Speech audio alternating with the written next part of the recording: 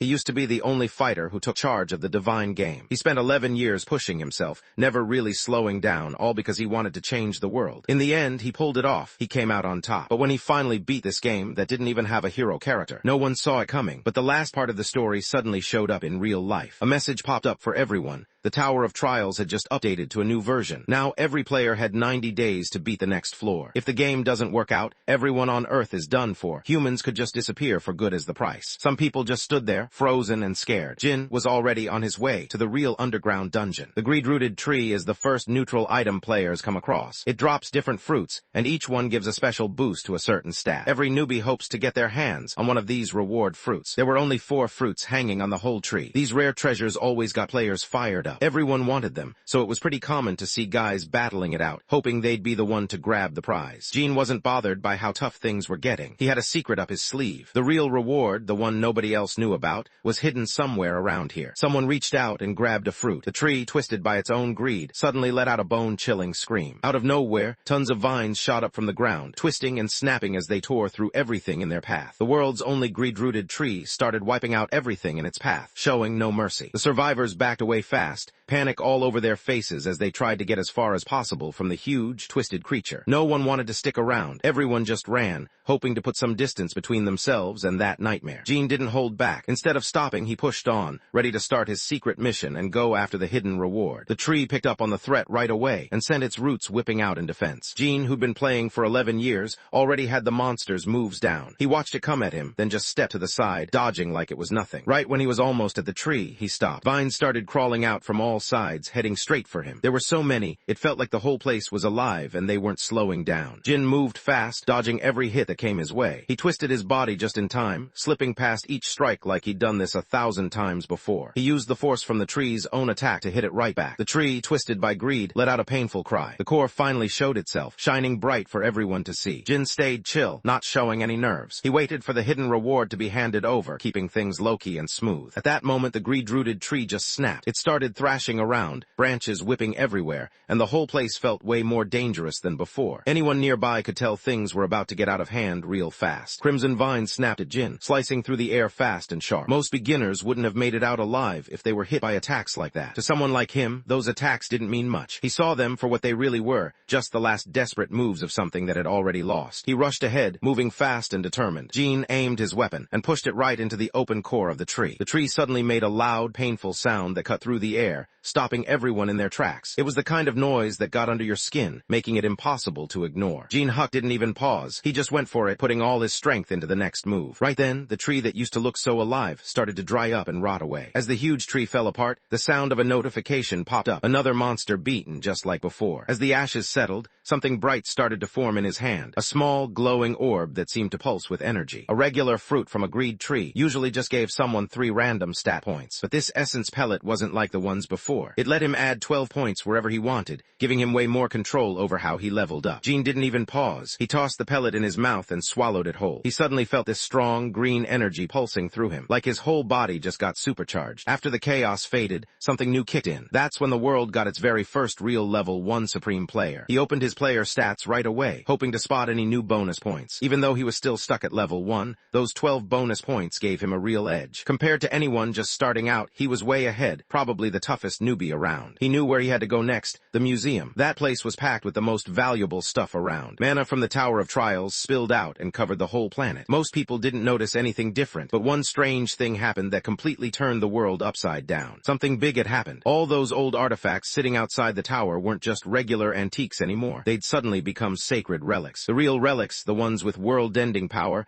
were still locked away deep inside the tower. The ones scattered outside were just copies, nothing special compared to the originals. The museum was packed with these old relics, basically making it one giant treasure vault. But there was a problem. Tons of people were after the same thing. Even though 7 greed trees were scattered around the city, only one museum stood out. So it made sense that treasure hunters from everywhere would show up, all hoping to get their hands on it first. Out of everyone there, some were definitely the best, real top players. Gene showed up, hearing a soft chime in his ears, which let him know he just stepped into the treasure zone. But instead of the busy, exciting place he expected, everything around him was strangely quiet. A few seconds later, he found a burned body on the ground. That was all the proof he needed. Someone else had already gotten there first. Things turned out way worse than he thought they would. Somebody actually went and did something unthinkable. They took a life, and it all happened in just one day. Most guys here showed up just to get their hands on the legendary map. The map showed everything about the Tower of Trials, the layout of the mazes, old ruins, spots where you could find gear, and even where the monsters were hanging around. Nothing was hidden. Because of this, IKATI became something everyone wanted, even though it only revealed what was on the first 10 floors. Up on the museum's second floor, things had totally gotten out of hand. People were pushing and shoving, fighting over the relics like it was Black Friday or something. No one seemed to care about security or the rules anymore. They just wanted to get their hands on whatever they could. Out of nowhere, a huge guy stepped right into the mess, blocking their way. He looked like he meant business, making it clear with just a glare that nobody should even think about moving. The whole place seemed to freeze as everyone realized this guy wasn't messing around. Threats like that didn't calm anyone down. Some guys just gripped their weapons, ready to show him he wasn't in charge here. The big guy looked seriously mad, slamming his fists together like he was about to start something. If anyone turned down his offer, it was clear they'd be in trouble. Before anyone had a chance to move, his sleeves ripped apart and his arms suddenly changed, hardening into solid stone. The guy holding the hammer jerked back a little. He could tell right away that this man had some kind of natural skill. The big guy gave off a serious threat, making it clear he was claiming the map for himself. Anyone who tried to stop him could tell he meant business,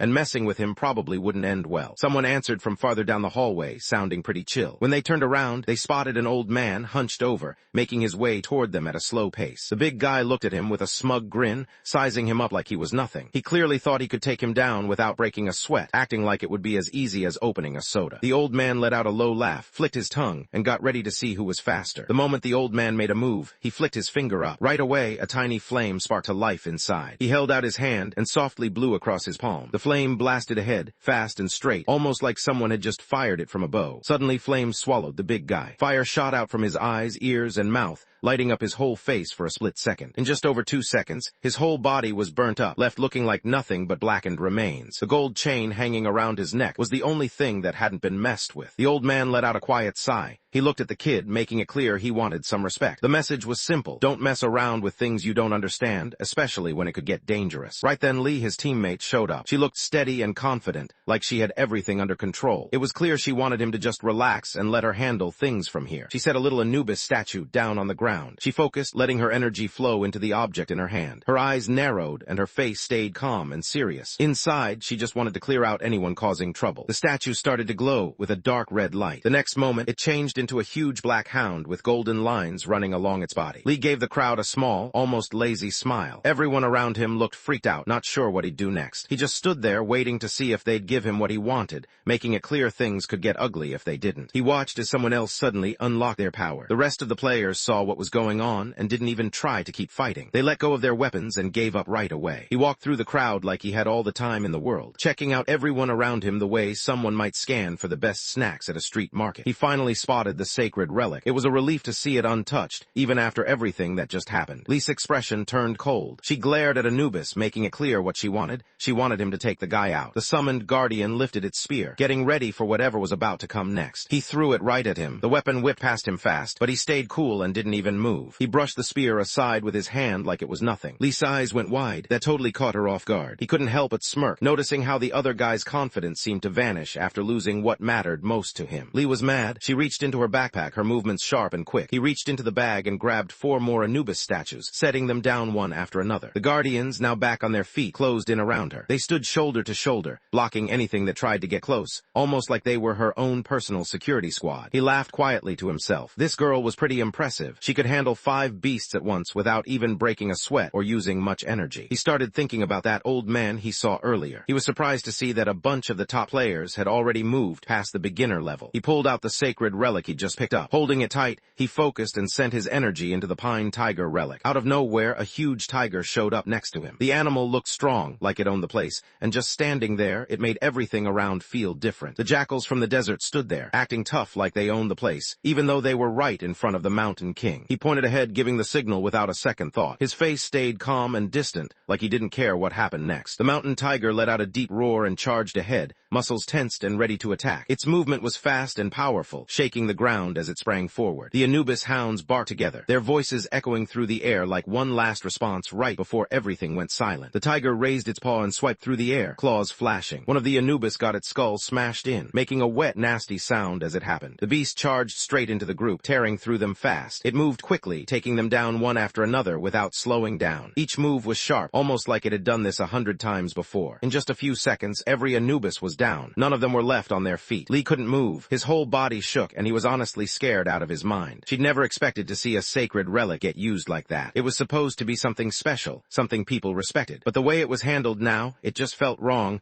almost like someone had broken the rules everyone thought were unbreakable. The mountain tiger's presence was intense, almost like its energy could rip right through her. She hit the ground with a heavy thump. She always thought the statues were the toughest things in the place. He walked up to her, taking his time. His voice stayed steady as he let her know it was time to hand over Tutankhamun's mask. After chatting for a bit with the tiger, he finally got his hands on a replica of Smask. Now he had two sacred relics with him. He told the mountain tiger to stay put and watch over the place, making sure nobody sneaked in behind him. He knew it was finally time to go after the tower's ultimate skill. A few seconds passed and he was there, right next to the old man. The two of them just stood side by side, looking at the bright, glowing wall in front of them. Neither said a word, both caught up in whatever was going through their heads as they watched the strange barrier ahead. The old man just stood there, frozen and lost for words. It didn't make sense to him how he ended up in this spot. He kept thinking back, wondering if Lee had actually lost. Gene ignored whatever was going on in his head and just stared straight at the glowing barrier in front of them. Nothing else mattered to him right then. He noticed the barrier in front of him. It only had one star, so he knew it wasn't going to be that tough. He'd never seen a setup like that before. The old man let everyone know that this thing wouldn't go down easy. Magic wasn't going to help, and hitting it wouldn't do much either. He just brushed off the old man's warning. This barrier was weird. Mana didn't act normal here. Instead of moving forward, it actually flowed backward, which was totally not what he expected. He kept his cool as he explained that he knew how to break the seal. But of course, there was a catch. He kept throwing out fire magic, knowing it was the only thing that could chip away at the barrier. Each blast left him a little more tired, but he pushed through, focused on breaking the thing down. He stood there knowing there was no turning back. He had to wait outside, no matter how long it took, while his friend went in to grab the relic. The whole thing felt tense, with every second stretching out, but he knew he couldn't leave until the job was done. The old man paused for a second, and then gave a small nod. He'd been through a lot to get this far, and there was no way he was leaving with nothing. Flames burst out from his hands, lighting up the room in an instant. The explosion hit the barrier hard. Right in front of them, the ground broke open, leaving a sharp, uneven gap. Gene saw his chance and took off, squeezing through the opening before anyone could stop him. He moved fast, not wanting to waste time or get caught hanging around. The inside looked totally normal. It was nothing like the mess upstairs. There was just one thing that wasn't there, a steel sword with the word carved into it. He noticed the kid had already gotten past. Quietly, he guessed the barrier was probably the kid's work. He let out a small smile, not realizing that the relic he grabbed wasn't even the best one out there. It was just second tier. He looked down at his hand, where a string of old Tong Bao coins caught the light. He started thinking about how these coins could help him build a power that was all his own. He finally had it. The last part of the ultimate skill was right there in his hands. He held the Persian mold in one hand, and in the other, the right eye from Smask. After they're joined together, that's when the real version of him, Class 2S, will finally exist. He could check out other players, status screens, and even tell if they were lying. He could only use this trick 3 times a day. He remembered hearing once that there were 5 special eyes in the world, but only one of them was the real deal, the strongest out of all of them. When the 3 sacred relics came together, something clicked in his mind like a pop-up notification. He realized he'd just finished a hidden quest. Now the tower's strongest power, fusion, was his alone. It wasn't just a random skill anymore, it belonged to him. With this new ability, finishing certain quests meant he could pick up other players' special skills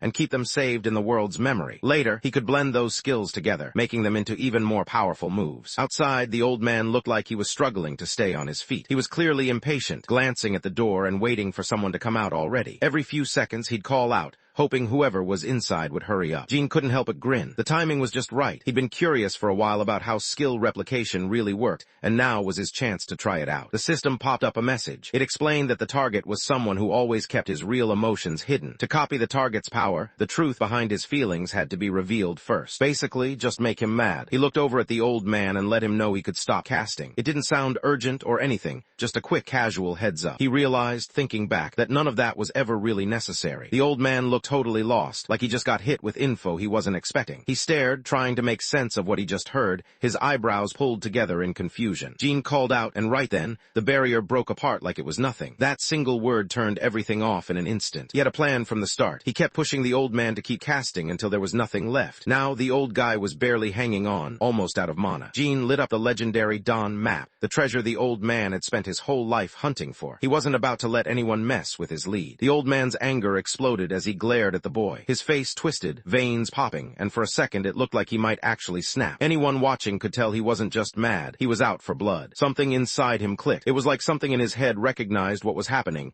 and decided it was time to step in. He managed to copy the fire element skill. Having the fire element meant being able to control flames and handle heat way better than most people. It was a pretty cool power to have, especially when things got intense. The old man gave it another shot, focusing hard as he tried to use his fire powers again. Gene Huck smirked, looking pretty pleased with himself. He could tell the others were still confused about why he set the map on fire. Right after that, his fire powers kicked in. Flames shot up high from the map as it started to burn. Even though the spell looked familiar, the old man could tell right away that his opponent's strength was way beyond what he was used to. He swallowed, his voice shaky. He looked straight ahead, trying to figure out who this person was. The whole situation threw him off, and he could feel his heart beating faster as he tried to make sense of what was happening. Gene Huck didn't raise his voice or sound upset, but there was no warmth in the way he spoke. He made it clear that if anyone wanted to survive climbing the tower, they'd have to stick with him and do things his way. He wanted the guy and the girl who stayed on the second floor to keep training and getting stronger. For now, that was all they needed to do, since he'd reach out when it actually mattered. A few minutes later, Gene walked out of the museum, knowing he'd pulled it off just like he planned. He walked down the dark street, thinking about what might happen next. Now that he had fusion, this new power that let him copy other skills, everything felt different. He started thinking about all the abilities out there, and realized he had to put them in order, from the most important to the least. He kept things easy. First, he'd grab whatever he really needed. He realized he couldn't grab every chance for himself. He focused on the skills that mattered most. There was no way he'd let any of them fade or get rusty. His stomach rumbled, snapping him out of his thoughts. He slipped into a fast food place nearby. The TV hanging over the counter blasted out some breaking news. Turns out, someone had broken into another sacred relic vault. All over the world, every relic storage spot was getting hit by the same kind of attacks. Out of nowhere, the TV changed to some fresh footage. It was Gene, right in the middle of a fight with other players. Everyone in the restaurant stopped what they were doing. Their eyes got huge. It was hard to believe someone that strong could be real. The broadcast kept going. News broke that the government was digging deep into the Tower of Trials, taking things seriously this time. They had put together a special team made up of people with abilities. These were the Awakeners, and the group was called the Awakeners Association.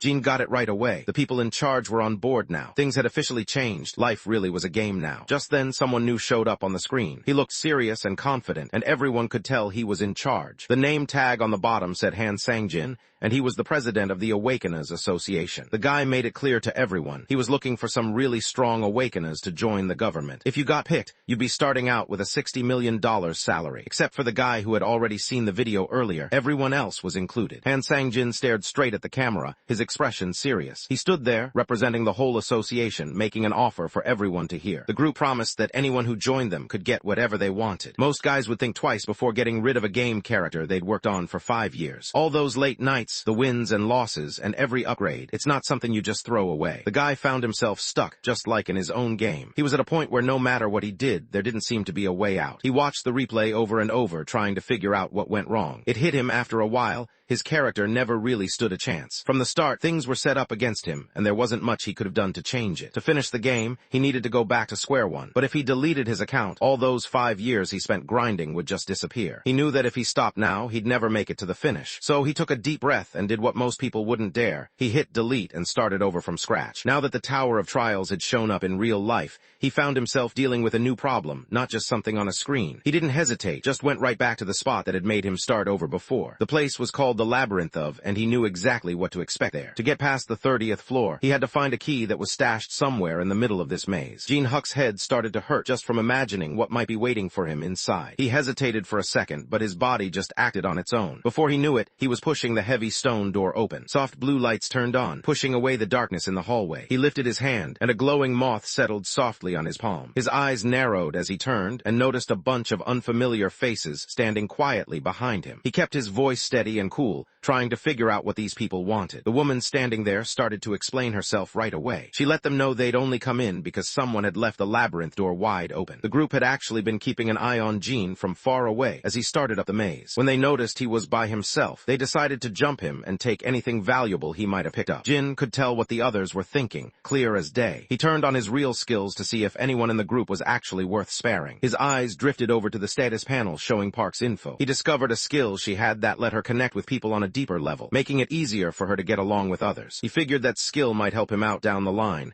especially with that one woman he'd have to deal with. He went ahead and her empathic bond ability, keeping it in his back pocket just in case. A new challenge popped up. He had to stick by Park's side for 10 days straight, no breaks. When Jean noticed what was happening, he pushed down his anger and switched gears. He put on a friendly smile and introduced himself, sounding upbeat and easygoing. Park went along with the group, stepping forward when it was her turn. One by one, everyone introduced themselves, moving through the line without much hesitation. Jean didn't actually trust any of the guys on his team. For him, they were just people he could use if things got tough. Park leaned in closer, her voice dropping to a playful tone as she edged toward her dad. She looked up at him, her expression turning a little mischievous, calling out to him in a sweet way. When he played the game before, she wanted to know how high he'd managed to climb in the tower. While she talked, she slipped her arm around his. Right then, the empathic bond between them kicked in. Suddenly, things between them changed. The air felt heavier, like they were standing just a bit too close. There was this new tension, almost like they were about to cross a line, and neither of them seemed sure what would happen next. Jean looked at Park Hannay, not really buying what she was saying about how many floors she'd cleared. As the truth hit him about how the empathic bond worked, he just pushed her aside, not even thinking twice. Park just stood there, not moving. She didn't get it. Her power had always worked before, but now it was like nothing happened. It was awkward, and she could feel her face getting warm. She tried to hide how awkward things were getting, so she jumped in and asked about the kind of monsters or traps that might be waiting in the maze. Jean gave a small nod. He explained that the wild thing about this labyrinth was how it kept changing its layout every now and then, making it way harder to figure out. The others just stared at him, kind of confused and not really sure what he was getting at. Suddenly, the ground under their feet began to shake hard. The walls and stone pillars around them started shifting, scraping loudly against each other. The noise was so intense it practically shook the floor, making it impossible to ignore what was happening. The ground started shaking hard, catching everyone off guard. Nobody really knew what was happening, and you could just sense everyone freaking out. When the shaking ended, a few people had disappeared, taken by the maze. One of the guys left behind couldn't believe it. He'd never thought a basic level 1 dungeon would be this tough. Park glanced around, realizing they were in a tight spot. Not wasting any time, she signaled to the scout, the one who could sense things others couldn't. It was clear she wanted her to check the area and figure out if there was any shot at finding an exit. The woman's voice shook as she tried to speak. She looked down, struggling to get her skill to work, but nothing happened. It was like her power had just stopped responding, leaving her stuck and unsure of what to do next. Jean just stood there, watching them with this cold smile on his face. In his head, he figured it was finally time for that thing to show up. Park marched right up to Jean, not even trying to hide how mad she was. Her eyes locked on him, and you could see she wasn't messing around. Everyone could tell she wanted answers about the maze, especially since nobody mentioned it could actually move around. Jean looked caught off guard, and the tension between them made the whole group uneasy. She glared at him, clearly angry. It was obvious she blamed him for what just happened. They'd barely made it out, and she looked like she couldn't believe how close they came to serious trouble. The way she stared said it all. If it weren't for his choices, things might have turned out a lot worse. The rest of the group shot him dirty looks, their voices getting louder as they started blaming him. Jean just smirked, not really bothered by what was going on. He didn't care if anyone was following him or not. It was like he knew exactly what he was doing, and no one else's opinion mattered. He kept moving forward, confident and a little smug, not giving anyone a chance to question him. One of the guys suddenly lost it and rushed forward, looking like he was about to start a fight. Right as he was about to move, a huge axe covered in blood came flying out of nowhere and slammed into the wall next to him. The man suddenly collapsed and didn't get back up. Suddenly, a loud roar echoed through the darkness. Out of the shadows, a minotaur stepped forward, its red eyes glowing bright and intense. The pressure in the room was intense,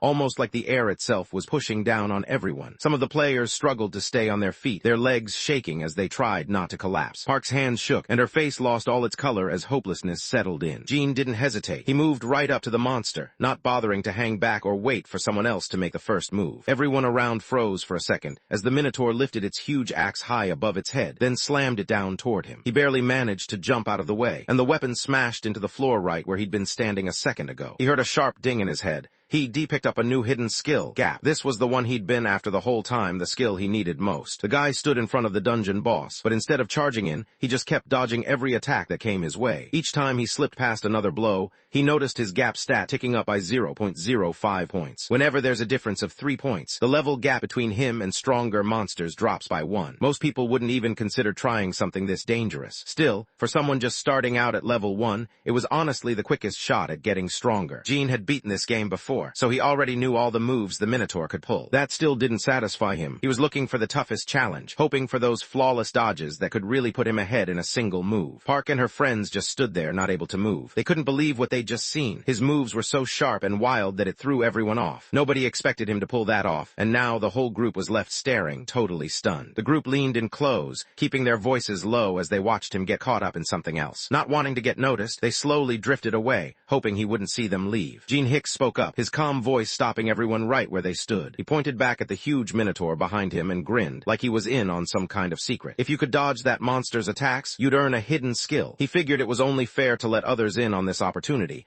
After all, good stuff shouldn't be kept to yourself. The Minotaur let out a loud roar and raised its huge axe, swinging it through the air. The weapon cut through the air fast, heading straight for the group. The walls split apart with a loud crash, sending dust and streaks of blood flying in every direction. Gene didn't seem bothered at all. He just called out to like it was nothing, telling him to run. Standing around wasn't going to help. He looked over at the Minotaur and shot him a quick smirk, like he was ready to see what the big guy would do next. The beast stared him down, eyes locked and muscles tense, ready to attack again. Before it even had the chance to react, the whole maze started shaking again. The walls and paths began to move, signaling that the labyrinth was about to change all over again. The walls moved around, shifting and locking into position. Just like that, Gene and the rest were cut off from the Minotaur. On the other side, the beast let out a furious howl that bounced off the walls and filled the dark hallways. Its anger was impossible to ignore, sending a chill down anyone's spine who heard it. On the other side, Park looked around and saw that just 2 of them were still standing. Her heart thudded in her chest, the tension of the moment lingering. She glanced over her shoulder, clearly uneasy, hoping that whatever was back there wasn't following them. Gene stayed cool and explained what happened. Earlier, he had touched the powder on that glowing moth,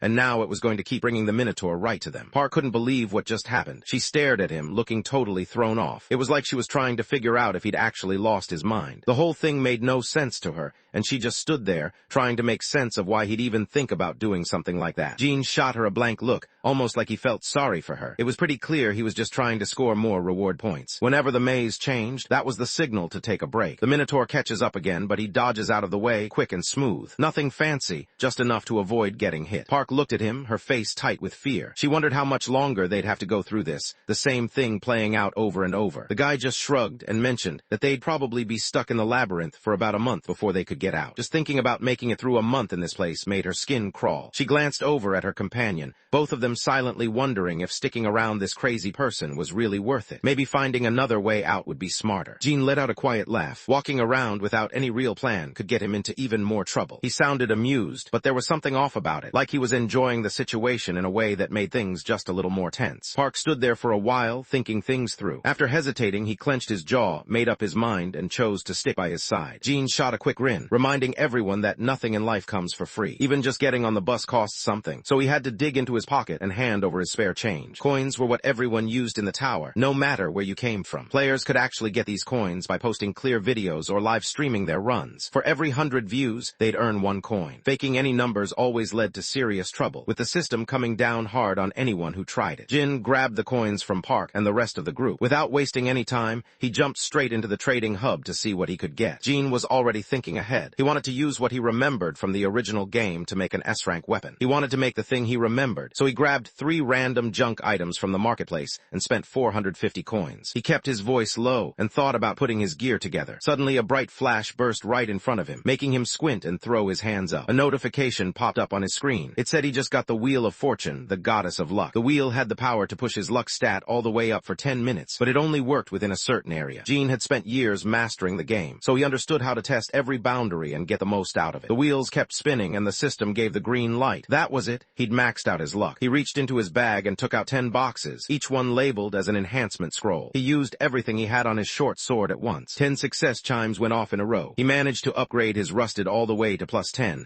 making it the first weapon on the server to hit that level. As a reward, the system dropped 5,000 coins into his account. His achievement would show up on the global rankings for the next 24 hours. Jin spun the blade around in his hand, a small smile showing on his face. face. He got ready to rack up more gap points, knowing he'd need plenty if he wanted to keep up. 10 days later, Park and the other survivor looked completely worn out. They seemed drained, like the stress and exhaustion had finally caught up with them. Their faces showed how tough things had been, and it was clear they were barely holding on. Every day, they had to watch their backs because the Minotaur was always after them. Every few hours, the maze would change, turning everything upside down. The guys had to deal with it over and over, knowing each shift could get them seriously hurt or worse. It was tough, but they kept moving, always on edge, never sure what the next twist would bring. All they had to eat were mushrooms and moss. Park hit her limit and decided she needed backup, so she finally messaged her guild for help. Inside the Tower of Trials, nobody could reach the outside world. Every connection, calls, messages, social media, just stopped working. It was like being stuck in a place where nothing from outside could get in or out. The guild was out of reach. No matter what they did, getting there would take a solid 3 weeks at least. That's when Park's mind started racing. He wondered if taking out Jean and hiding in the maze could actually give them a shot at surviving until someone finally showed up to help. The real issue was figuring out how to take this guy out. While he slept, the guy next to her leaned in and quietly said they should make their move now. He grabbed a stone and stood over Jean Huck, who was still asleep. He held it tight, getting ready to bring it down. Stepped in front of him and blocked his way. She watched him, thinking his reflexes weren't normal. She stayed quiet and tense, sure that if anyone made a move, he'd snap awake and take them out before they even knew what happened. The man frowned, clearly unsure about what to do next. He hesitated, looking around for some sort of answer, but nothing came to mind. Grinned and reached into her bag, pulling out a massive wasp stinger. People said just one drop of its venom could take down 100 beasts, so anyone seeing that would know she meant business. She leaned in closer, her voice barely above a whisper, making it clear that if they were going to go through with this, they had to do it properly. The next morning, Jean sat quietly by the campfire. He looked down at his bowl, filled with stir-fried mushrooms and moss. He poked at the food, not really excited about breakfast, just lost in his own thoughts. The fire crackled in front of him, but his mind was somewhere else. He looked around at the woods, half expecting a camera crew to pop out from behind a tree. This wasn't some nature documentary, though. It was just him, dirt under his nails and sweat on his forehead, trying to figure out what to do next. Camping sounded fun online, but actually being out here was a whole different story. He took a bite, then waved for another serving like it was no big deal, and signaled to that he wanted some water. Park kept his frustration to himself. Deep down, he thought all of this was just a huge hassle. She kept her eyes on Jean while he ate, knowing those mushrooms were poisoned with wasp venom. She couldn't help it. Her lips curled up into a small, confident grin. He lost his grip on the wooden bowl, and it hit the ground with a loud thud. Blood hit the ground, leaving dark stains in the dirt. The guy next to them suddenly grabbed at his throat, clearly in pain. His body shook hard, then he suddenly dropped to the floor and stopped moving. Jean smirked quietly to himself. He couldn't believe anyone would expect him to just go along with whatever they handed him. Just a few moments before, as he was asking the guy next to him to hand over some food, he'd quietly swapped their plates without anyone noticing. Jean scrolled through his system menu and tapped on the report section. The option was really just supposed to be used for boss fights on the next level. Secretly turning it on like that wasn't allowed at all. Park stared back at them, her hands shaking. She stood her ground, not backing down, even though she knew they didn't have any real evidence against her. Jean couldn't help but smirk. He looked at Park, already knowing what was up just by the look on her face. It was obvious. She'd basically given everything away without saying a word. He expected better from her and honestly felt let down. He pressed the confirm report button. Right away, a red warning light lit up around her. At that moment, the anonymous mode on their live stream suddenly turned off. In just a few seconds, everyone watching got kicked out of the stream. A warning popped up, letting him know that if he messed up again, things would get a lot worse for him. It was clear he couldn't risk pushing his luck anymore. The woman who just tried to poison him was suddenly freaking out, desperate for someone to save her, while the angry Minotaur charged straight at them. She looked around, desperate to figure out where she could go without getting hurt. Panic started to build up as she searched for any sign things might be okay. Jean rolled his eyes, not even bothering to hide his annoyance. He clearly didn't see any reason to explain himself, just letting his attitude do the talking. Park stood there, his hands shaking a little. He remembered how things used to be, back when he and his friend shared everything without thinking twice. Now, though, he found himself holding back, unsure if he should speak up. Jin only stepped in to help Park earlier, because he needed to get those 240 hours of required companionship done. With the job done, he'd already picked up her empathic bond. Park didn't have anything left he needed. She started to freak out, and quickly let everyone know her brother was part of the Crow Guild. She hoped dropping that info would keep her out of trouble. The Minotaur didn't bother with any words. He just swung his axe fast and rough, making it clear he wanted her to stop talking. Jean jumped up, letting out a sharp breath as he moved. He didn't seem impressed at all. With a bored look, he agreed, almost daring them to find out who was tougher, them or him. Right then, he shot forward and swung his blade at the beast's neck. The cut wasn't that deep, but it was enough to get past the Minotaur's defense. He realized that saving up those gap stacks actually paid off. It wasn't enough to take down the creature yet, but if he kept dodging and slowly building up an advantage, even this beast could go down eventually. He had another move to make things go faster. Suddenly, he shot out a fireball, catching everyone off guard and messing up their focus. The Minotaur's eyes started to blur. Jean saw his chance chance and dashed in fast. He swung his blade low and sliced right through the creature's Achilles tendon,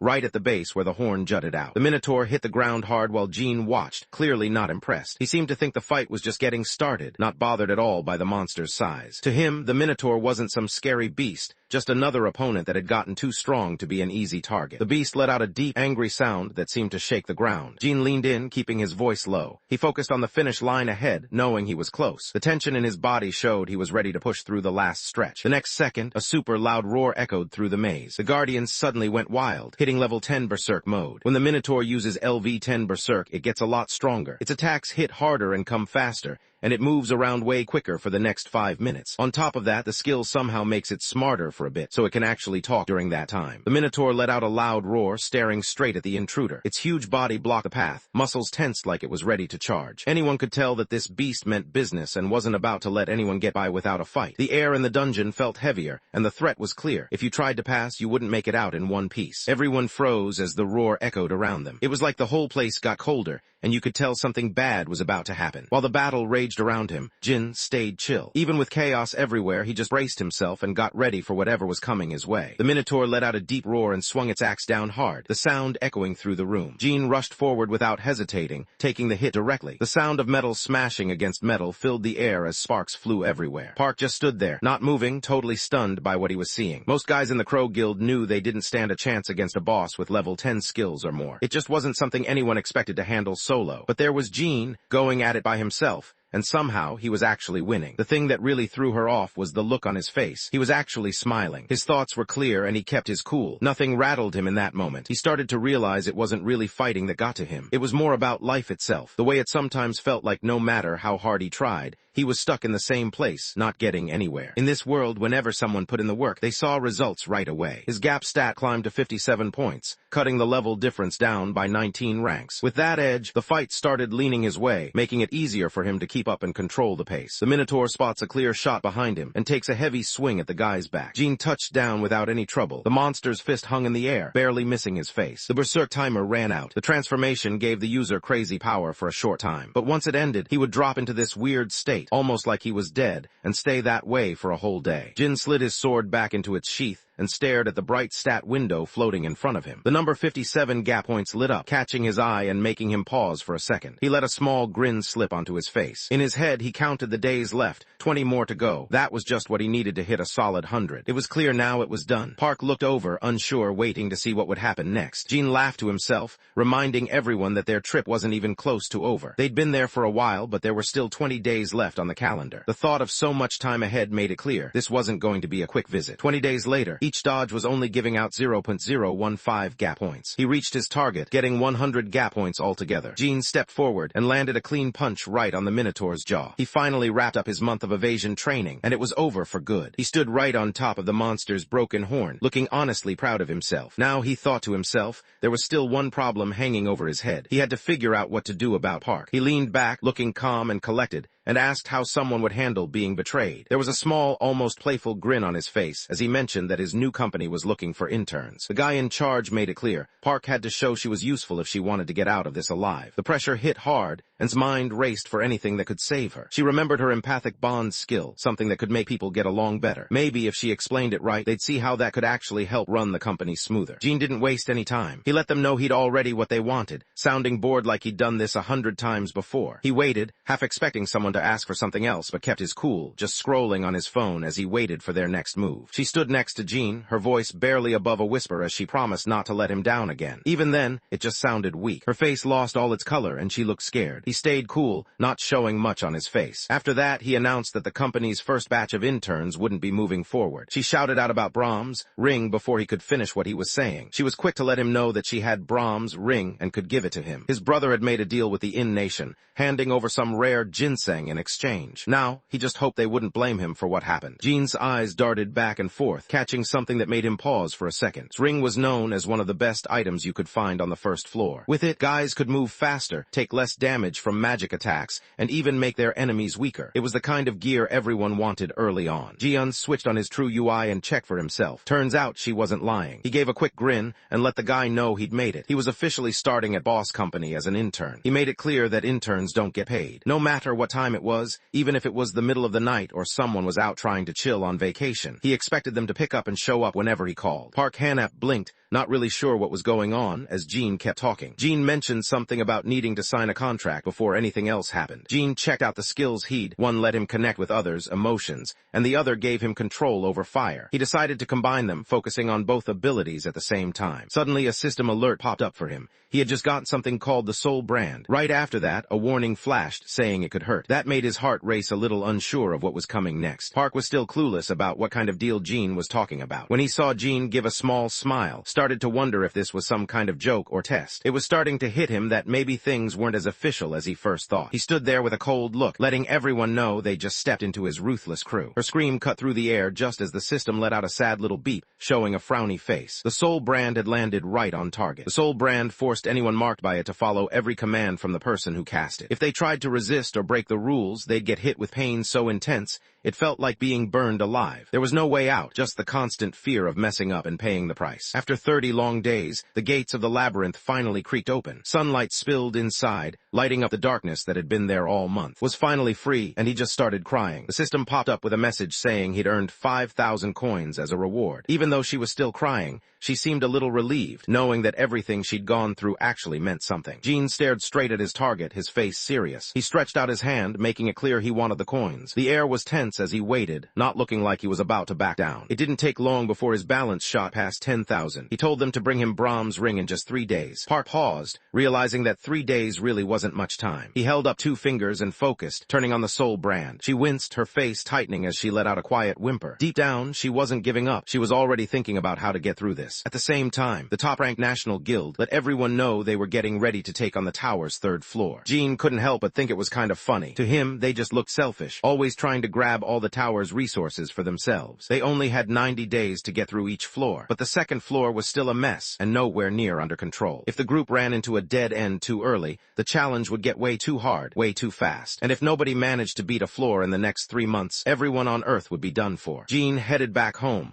wanting to catch up on everything he'd missed over the past month. He figured the best way to get a grip on things was to check out all the latest news and updates. He realized he couldn't just jump in without knowing what was really going on, so he made a mental list of the people he had to talk to first. They were the ones who always seemed to have the latest scoop, and if anyone could help him figure things out quickly, it'd be them. Not long after, Jean got together in real life with some of his old friends from gaming. The first one he saw was Lee Min, who always stood out because of his shaved head. Right then, the tough guy everyone called Nuclear Fist stepped in. Everyone in the group knew Jean by his nickname, Captain Fart. It was a bit embarrassing, but nobody really cared. They all still hung out and got along just fine. Jean sat back with his drink, scrolling through updates about the real-world game. He checked out the latest posts and stats, trying to figure out what was going on with everyone playing. It was his way of catching up, making sure he didn't miss anything important. The group chatted about what the big guilds were up to in different countries, trading stories and updates they'd heard online. Everyone was curious, trying to figure out which guild might make the next big move. It felt like everyone was just waiting to see who would shake things up first. Top streamers kept changing the game for everyone. Each time someone new got popular, things seemed to shift, and everyone else had to keep up or risk falling behind. There was a new gang in town, known as the Demon Group. They started grabbing awakeners off the streets and forcing them to work in places called coin factories. Lee brought up this new test that had just started showing up. The number of people dying on the tower's 2nd floor had gone way up. The official Awakeners Association set up a test that everyone had to take. If someone wanted to move up, there was no way around it. They had to pass this test first. Anyone who made it through would get their own special ID code. When Jean heard that, it all clicked for him. He realized the government probably set this up to track down people with serious skills who were staying under the radar. He couldn't help but grin. Right away, he saw how he could use this system to get ahead. The test had a tough rule. If someone scored lower than F rank, that was it. They could never get into the 2nd floor again. Guys who nailed the test got snapped up right away by the government and big-name guilds. So the place was packed with with 3 different kinds of people. Most guys were just hoping to make it to F rank or better. Tabloid reporters crowded around with their cameras, all hoping to catch some footage of the top players and score a viral moment online. A genius who's pretty full of himself wanted everyone to see just how strong he was. Over at UT,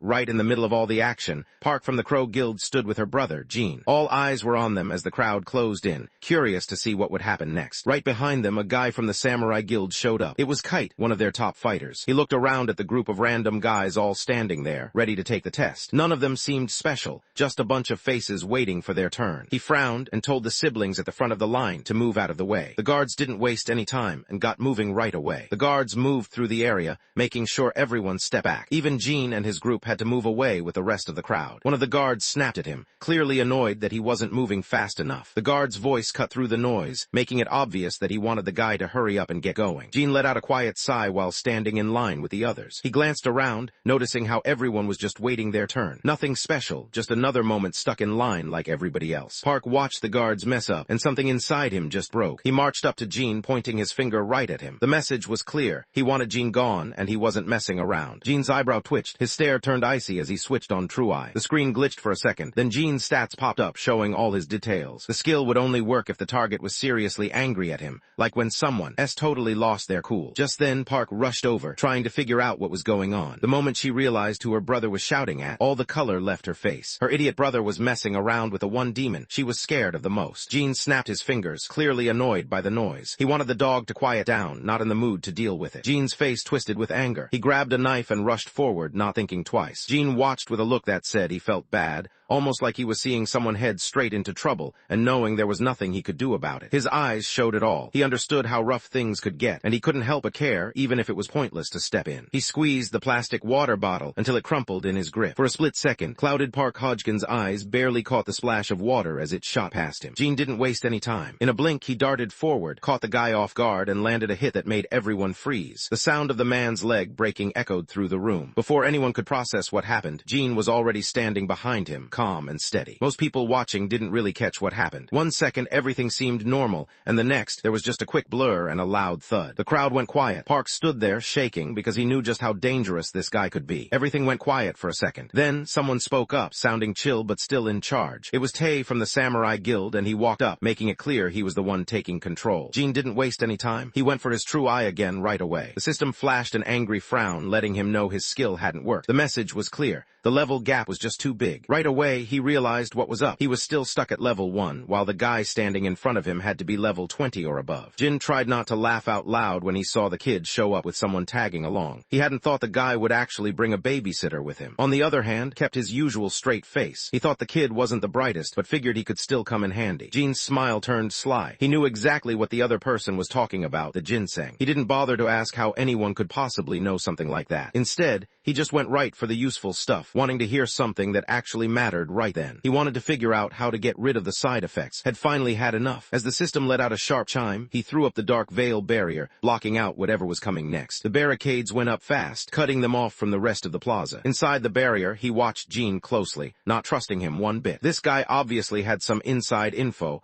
but then he threw out a demand for 10 dungeons from his guild. It didn't make sense, and he couldn't find a good reason to just go along with it. Jin kept his cool while he explained how it was really good for getting your energy and mana back. Eating it raw messes you up with mana poisoning. He could already tell things were starting to go wrong for him. The consequences hit fast, but the solution wasn't complicated. It was nighttime in. The moonstone glowed softly, lighting up the quiet streets. Mandra Groot moved through the shadows, keeping an eye out as the whole place felt different after dark. The real issue was that he knew exactly where to find Mandrake, but the others had no clue. Listened as the guy explained the remedy, and it lined up with what his guild had already figured out. That made it easier to trust him, though he still kept a bit of doubt in the back of his mind. The guy looked at him with zero emotion. He was ready to make a deal, but it was clear he wasn't interested in any games. His eyes said it all. He'd go through with the trade, but if anyone tried to pull something, it wouldn't end well. He wanted to make sure the other guy would think twice before messing with him again. Deep down, he promised himself that he wouldn't let this go. Even so, he couldn't help but think that paying 10 times more to get into those dungeons was just way too much. There was a sharp snapping sound. Looked down to see his weapon split clean in half. Jean sounded like he couldn't care less. He just let the words slip out, not even looking interested. It was him putting the offer out there, making it clear clear that the chance came from him. Outside the barrier, Li Min and found themselves surrounded by a handful of enemies. Both of them stayed alert, moving quickly as they dodged strikes and tried to push back against the group. Each second felt tense, but they kept their focus, working together to handle the attackers closing in on them. You stared down the group, her eyes cold as she slowly cracked her knuckles. She scanned their faces, daring anyone to challenge her, standing ready in the quiet that followed. Right at that moment, a wave of energy moved through the air. The dark barrier faded away, and Jean walked out of the smoke, looking totally relaxed. The two guys rushed over to see what was going on. They waited for a sign from their leader, ready to jump in if he gave the word. Park Ha-jin just stood there, not moving at all. He couldn't wrap his head around what just happened, actually let them walk away. It felt unreal, like maybe he'd seen it wrong or was missing something. For a second, he just stared ahead, stuck in place, trying to process everything. His chest burned with anger. He pushed himself forward without thinking, but just as he started to react, a strong hand grabbed him by the throat, stopping him cold. Tae watched him closely, his gaze icy and serious. It was clear he didn't think the guy stood a chance against that man. There was an unspoken warning in Tae's eyes. Step out of line one more time, and things were going to get a lot worse. He grabbed Park Ha-jin and threw him down hard, leaving him sprawled out on the ground. Park Ha-jin stood there, hands shaking and face burning.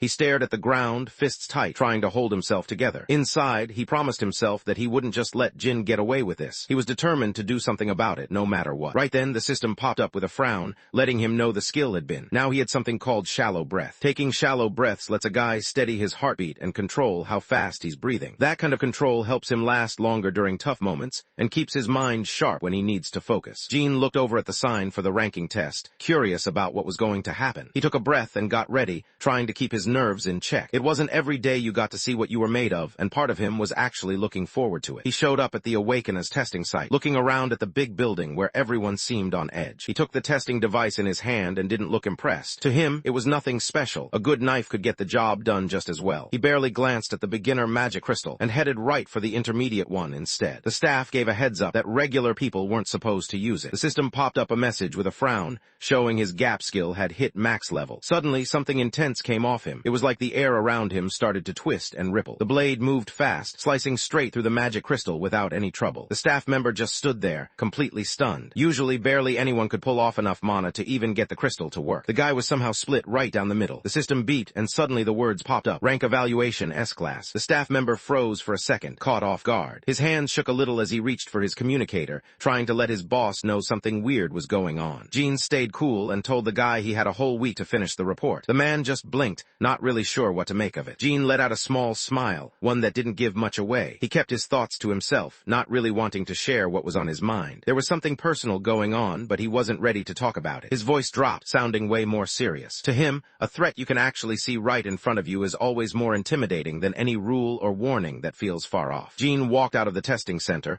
looking pretty chill and collected. As he made his way outside, he suddenly bumped into someone he recognized. Park showed up just like he said he would, and he had the ring of with him. She handed it over, her hands a little shaky. She wanted the mark on, hoping for a quick answer, but Jean let her know it wouldn't be that easy. He shook his head, made it clear it was all up to her, then walked off without another word. She just stood there, stuck and annoyed, not sure what to do next. Somewhere else, and Li Min just found out about the report. When they heard that Jean's official test rank was F-class, both of them froze up. Neither of them expected that result, and it left them both just standing there, trying to process what they'd just heard. But that wasn't some accident. He did it on purpose. By messing up the first test, he actually got himself into the next round. That spot was perfect for him, like it was meant to be. He was after something way better than what everyone else was chasing. The second test was all about taking on a dungeon full of monsters. Each player had to go in and clear it out on their own. Jean didn't just pick any random dungeon. The spot he chose was legendary, the kind of place everyone in the old Tower of Trials game avoided, and now it was just as dangerous in real life. People called it the Corridor of the Fallen, a place so tough that no one had ever managed to beat it. Most players wouldn't even think about going near it. A few days later, Jean showed up at the site, blending in with everyone else in regular work clothes. Someone called out to him, telling him to hurry over and start moving the crates. The ruin wasn't empty. T.O., a well-known guild, had already claimed the place. Jean signed up as a porter, slipping into the crew that handled the heavy lifting. He kept his head down, acting like just another worker as he moved along with the rest. One of the workers looked over, clearly confused about why anyone would choose to work somewhere so sketchy. He couldn't wrap his head around it. This place was exactly the safest spot to earn a paycheck. Gene gave a small smile. He knew he didn't really have the luxury to complain. Things weren't easy for him, and he just had to deal with whatever came his way. The guy took out his phone, a small grin on his face. Back home, he had a wife who always seemed one step ahead, and 2 kids who were honestly adorable. Everything he was doing right now, it was all for them. Gene heard those words, and instantly felt a cold sweat slide down the back of his neck. The man gave a heads up before anyone went in. Down there, nothing worked. No phones, no machines, nothing. If things took a bad turn, nobody was coming to help. Gene gave a small smile. He felt a bit of relief, knowing that everyone on the team would get back home all right. The man gave a small, polite laugh. He seemed to take the comment as something good, almost like a good luck wish. Looking at the younger guys, he noticed how sure of themselves they were,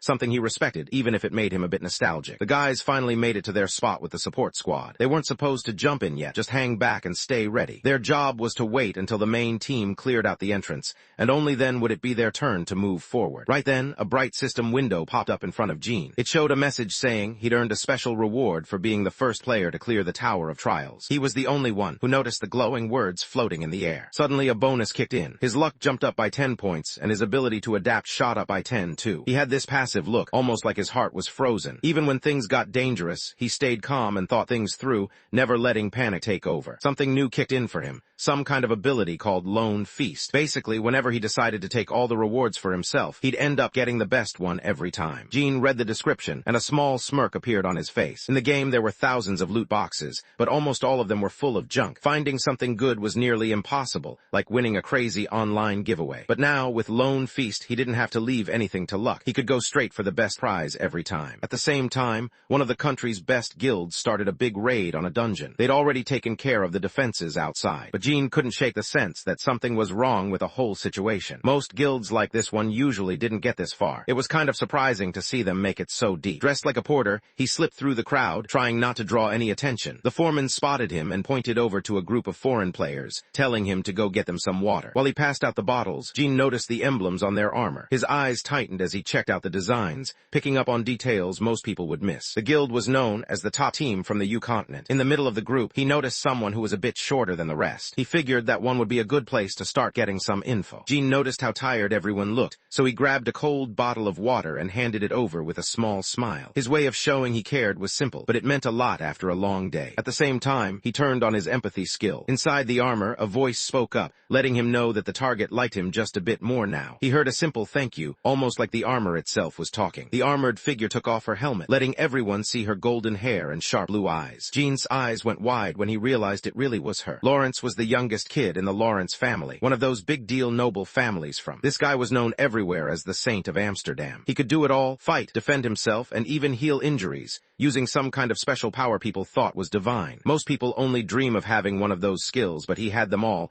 and that's what made him stand out. Now that was around, everything clicked. It was clear how this guild had managed to get ahead of everyone else. It still felt weird. All the best players usually aimed for the 3rd floor, but she was hanging around here instead. Gene didn't waste any time. He went straight for the Eye of Truth, turning it on right away. His heart sank. He tried to use his skill, but nothing happened. It was like hitting a wall. He just wasn't strong enough yet. But then his luck and adaptability stats kicked in, closing the gap between him and the challenge. He activated his Eye of Truth skill. Now at level 2, he could see things others couldn't, like hidden details or secrets right in front of him. Gene Huck's eyes widened as the status window opened up right in front of him. He hadn't really expected it to work, so seeing it actually happen made his heart race a little. A small smile tugged at his lips, and for a second he just stared at the screen, thinking about what this could mean for him. Right in front of him, his whole attribute panel popped up. Just looking at her stats, anyone could see they were way higher than normal. He spotted a tag that said Class Quest in progress. That made it clear why she was there. A system message popped up, letting him know that Lawrence was actually one of the top 100 players in the world. If he managed to save her life, he'd get the chance to pick up one of her skills for himself. After finished her drink, she looked at Gene with a warm expression. Gene noticed and gave a small, quiet smile, kind of brushing off the thanks like it was no big deal. He couldn't help but think that he was actually the lucky one here. This person in front of him was his chance to learn the one skill every knight dreamed of having. Story follows a guy who's just an ordinary student by day, but once the sun sets, he steps into a different world as the Star Guardian. Most nights he's out there keeping watch, dealing with weird stuff that nobody else seems to notice. notice. It's not always easy, balancing classes, friends, and this whole secret life. Sometimes he wonders how long he can keep it up, but deep down, he knows he can't walk away. There's something out there that only he can handle, and he's not about to let anyone down. He started thinking about ways to set things up so she'd get into trouble, but he'd be right there to save her before anything bad happened. At the same time, the leader of the assault team, Song, heard some really bad news. The Vanguard scouts were all gone. Not a single one made it back. The dungeon guardians started to move, and everyone knew they only had about 10 minutes before it woke up completely. When Song noticed the alarm had gone off, he almost totally freaked out. When the guardians showed up, everyone on the team knew things were about to go downhill. Most of them wouldn't make it out. Maybe half the squad gone before they even had a chance to react. There were still 10 minutes left, plenty of time to fall back without any trouble. But this was his first time as commander,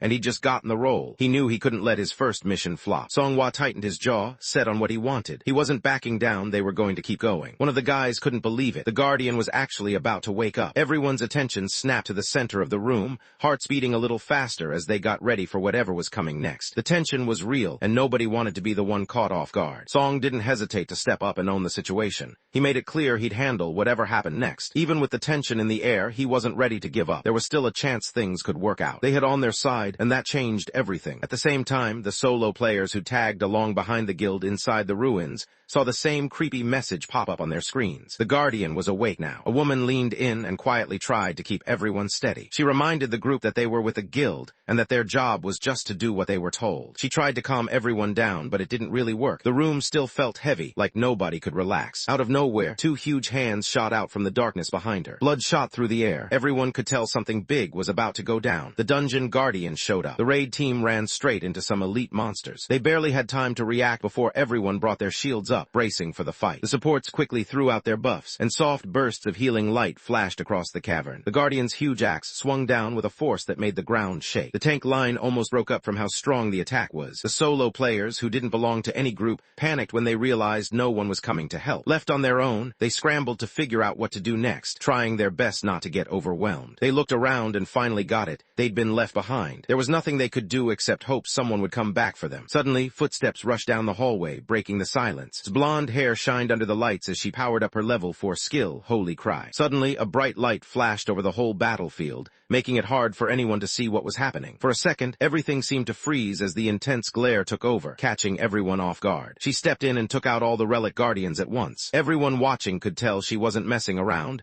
Her entrance was perfect, and you could feel the respect in the air. As the light started to fade, everyone could finally see her shape standing there. It was the saint herself. She spotted a bunch of guardians pushing their way toward the supply squad. Her face got serious. She knew she couldn't wait any longer and had to go right away. She got there and saw that the rear camp was already wrecked. The foreman paused as Gene Huck's words came back to him. He remembered how sure Gene had sounded, promising that everyone on the team would get home without a scratch. He looked out over the mess, his face twisted in annoyance. This was just ridiculous. While everyone was caught up in the mess, a calm voice suddenly broke through. The guy sounded pretty chill, almost like nothing could bother him. He reminded the old man about his promise to get him home safely, and it was clear he meant it. The mood shifted a little, and people started to pay attention. The foreman's eyes went wide when he spotted something behind Gene. There was another one sneaking up, and the realization hit him fast. Gene shifted his weight and moved just in time, slipping past the attack like it was nothing. Suddenly, his skill kicked in. Flames started to flicker around him, showing off his firepower. Fire burst out, swallowing up the monster right away. It went down fast, taken out in just one hit. After taking a second to help the workers chill out, Gene couldn't stop thinking about who messed up and set off the relic guardians when it wasn't even necessary. His thoughts kept spinning as he tried to figure out what went wrong. He was just about to tell the foreman to get everyone out of there when, out of nowhere, something gold zip past. The foreman got grabbed and pulled away. The guy suddenly heard someone call him out with a cold tone. Right away, he realized that his actions didn't look good at all. He'd been trying to help, but now it just seemed like he was the one causing trouble, standing there with a knife and making the situation worse for people who weren't even fighting. He could feel people judging him, and it was clear things had taken a turn he hadn't expected. The officer walked up, his eyes locked on the guy who'd just woken up the ancient relic guardian. Without much hesitation, he made it clear that things were serious, moving to arrest him right there. The tension in the air was thick. No one doubted this was going to lead to trouble. Gene froze, caught off guard by the accusation. For a second, he just stood there, trying to figure out what to do next. He wanted to say something to explain himself, but the words got stuck. Didn't hesitate. She moved fast, her expression turning serious as she rushed ahead. Gene looked down at the ground around, noticing how the earth was cracked and messed up around them. Even though she claimed she wouldn't do anything to hurt him, he couldn't help but doubt it. The scene made it pretty clear he shouldn't trust her words. Was so mad that she didn't even let him get a word in. She just shut him down right away, not giving him any shot to say what was on his mind. When she came at him, Jean moved fast, dodging her attack and swinging back hard. He knocked her down with one hard hit. She hit the ground fast, barely having time to react. He stepped in, blade steady against her neck. He wanted her to know he hadn't woken the Guardian. If he really wanted to, the fight would already be over. The other guy wouldn't even be standing right now. Right then, the foreman came running over out of breath. He waved his hands, trying to get everyone's attention, and quickly explained that Jean wasn't the one who caused the trouble. Actually, Jean had helped him out. The guys standing around looked at each other, surprised by what they just heard. Stopped in her tracks, caught off guard. She got up quickly and gave a small bow, hoping to apologize. Jean just brushed it off, acting like it was no big deal. There was a quiet moment before she spoke up, wanting to know why he kept holding back when everyone could tell he was stronger than he let on. Jean just smiled, catching on to what was really going on. He knew she'd called in the guild for a reason. Her plan was to get Peter's pledge and finish her class advancement without anyone else catching on. His eyes went wide. She couldn't believe he actually knew that. Jean felt just like everyone else in that moment. He had his own reason for being there, something he needed to take for himself without drawing attention. He kept his focus, careful not to let anyone notice what he was up to. He remembered every path and trick hidden inside this old ruin. It was tough, and he knew they were both after the same thing. Everything they needed was in one spot waiting for them. He looked over at his friend, thinking it'd be easier to get through everything together. The other side seemed far, but teaming up sounded like a good idea. With a quick nod, they both started making their way across, ready to face whatever was waiting for them. When said she was heading out by herself, Songhwa just stared at her, looking like he couldn't believe what he was hearing. His face said it all. He clearly thought this was a bad idea. Stayed chill and let him know she could do whatever she wanted until the boss raid kicked off, just like they'd agreed. Song looked a little uncomfortable, rubbing the back of his head and letting out a sigh. He wasn't thrilled, but he decided to let it go, silently hoping everything would be sorted before the checkpoint. Looked over and wondered if she could bring one of the porters along. Song didn't seem to care either way and just shrugged, letting her decide for herself. Her eyes brightened right away. The porters nearby were clearly scared. Yeah, the saint was good-looking, but splitting from the main group just to follow her seemed like a really bad idea, almost like asking for trouble. Jean stepped forward, his face serious. He put himself out there, letting everyone know he wanted to take the job. It was the kind of move that made people pay attention,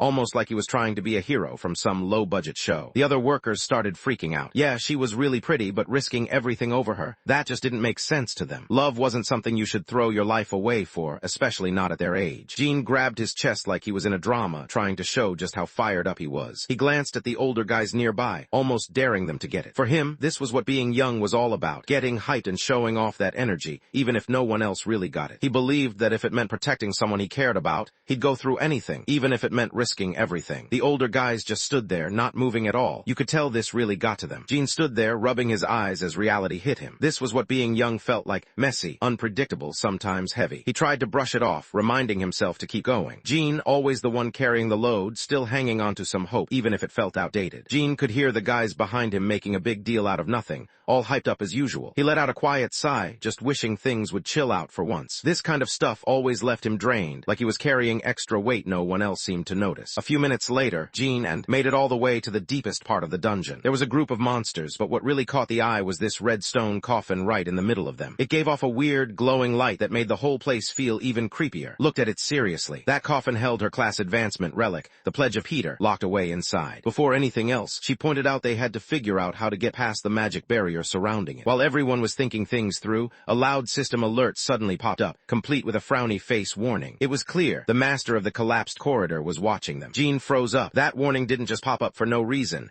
It meant something strong and hidden was watching him. He couldn't figure out why he was the one getting noticed. Shot a quick look at him, her nerves showing. She wondered if that sound was from a boss. What was going on? Whatever it was, it felt like something had its eyes on them. They wondered if this meant someone finally noticed them. Jean flashed a quick confident grin. He knew what just happened. Whatever it was, it recognized him. Stood there, caught off guard, not really sure how to respond. The room went quiet for a moment, his confidence making things a bit uncomfortable. She cleared her throat and looked over at him, kind of expecting answers. He'd always talked like he had every dungeon trick figured out, like he knew exactly what to do. Now she wanted to see if he could actually back it up. He looked around, not sure what to do now. Everything felt uncertain, like he was stuck at a crossroads without a map. The next move wasn't clear, and he just waited, hoping for a sign or some kind of hint about what should come next. Pushed off the the ground and launched herself up. He charged right into the middle of the monster crowd, not holding back even for a second. All the creatures suddenly looked her way. She used her level 5 skill, Battle Him. For the next 10 minutes, she boosted all her stats by 3. Jean had it all figured out. Her job was straightforward: get every monster's attention and keep them focused on her. The undead hordes rushed right at her, closing in fast. She powered up to level 5 and let loose a blast of holy light. She moved through the crowd of undead, glowing with a light that burned away anything dark or twisted. The brightness followed her wherever she went, and nothing could slow her down. It was like she was on fire, cutting through the monsters without letting any of them get close. Every enemy had their sights set on her now. Jin kicked off the ground. He jumped over the monsters and sprinted straight for the center of the barrier. Out of nowhere, a sharp flash of crimson-black lightning zipped right past his neck. The ground shook as a huge blast went off, swallowing up the spot where he was standing. Out of nowhere, the system threw up a warning. The elite, known as the hidden monarch of the ruins, had shown up. Jean stepped out from the smoke, not a scratch on him. He looked totally relaxed, like this was just another normal day. It was clear he'd been waiting for it to show up, almost like he saw it coming. He totally didn't see it coming when a bunch of relic guardians suddenly showed up with the undead. Things got pretty chaotic with the relic guardians around, but Jean couldn't help himself. He smirked, knowing that if he timed his moves just right, he'd have the upper hand. They didn't need to lift a finger. His shadow lightning handled everything,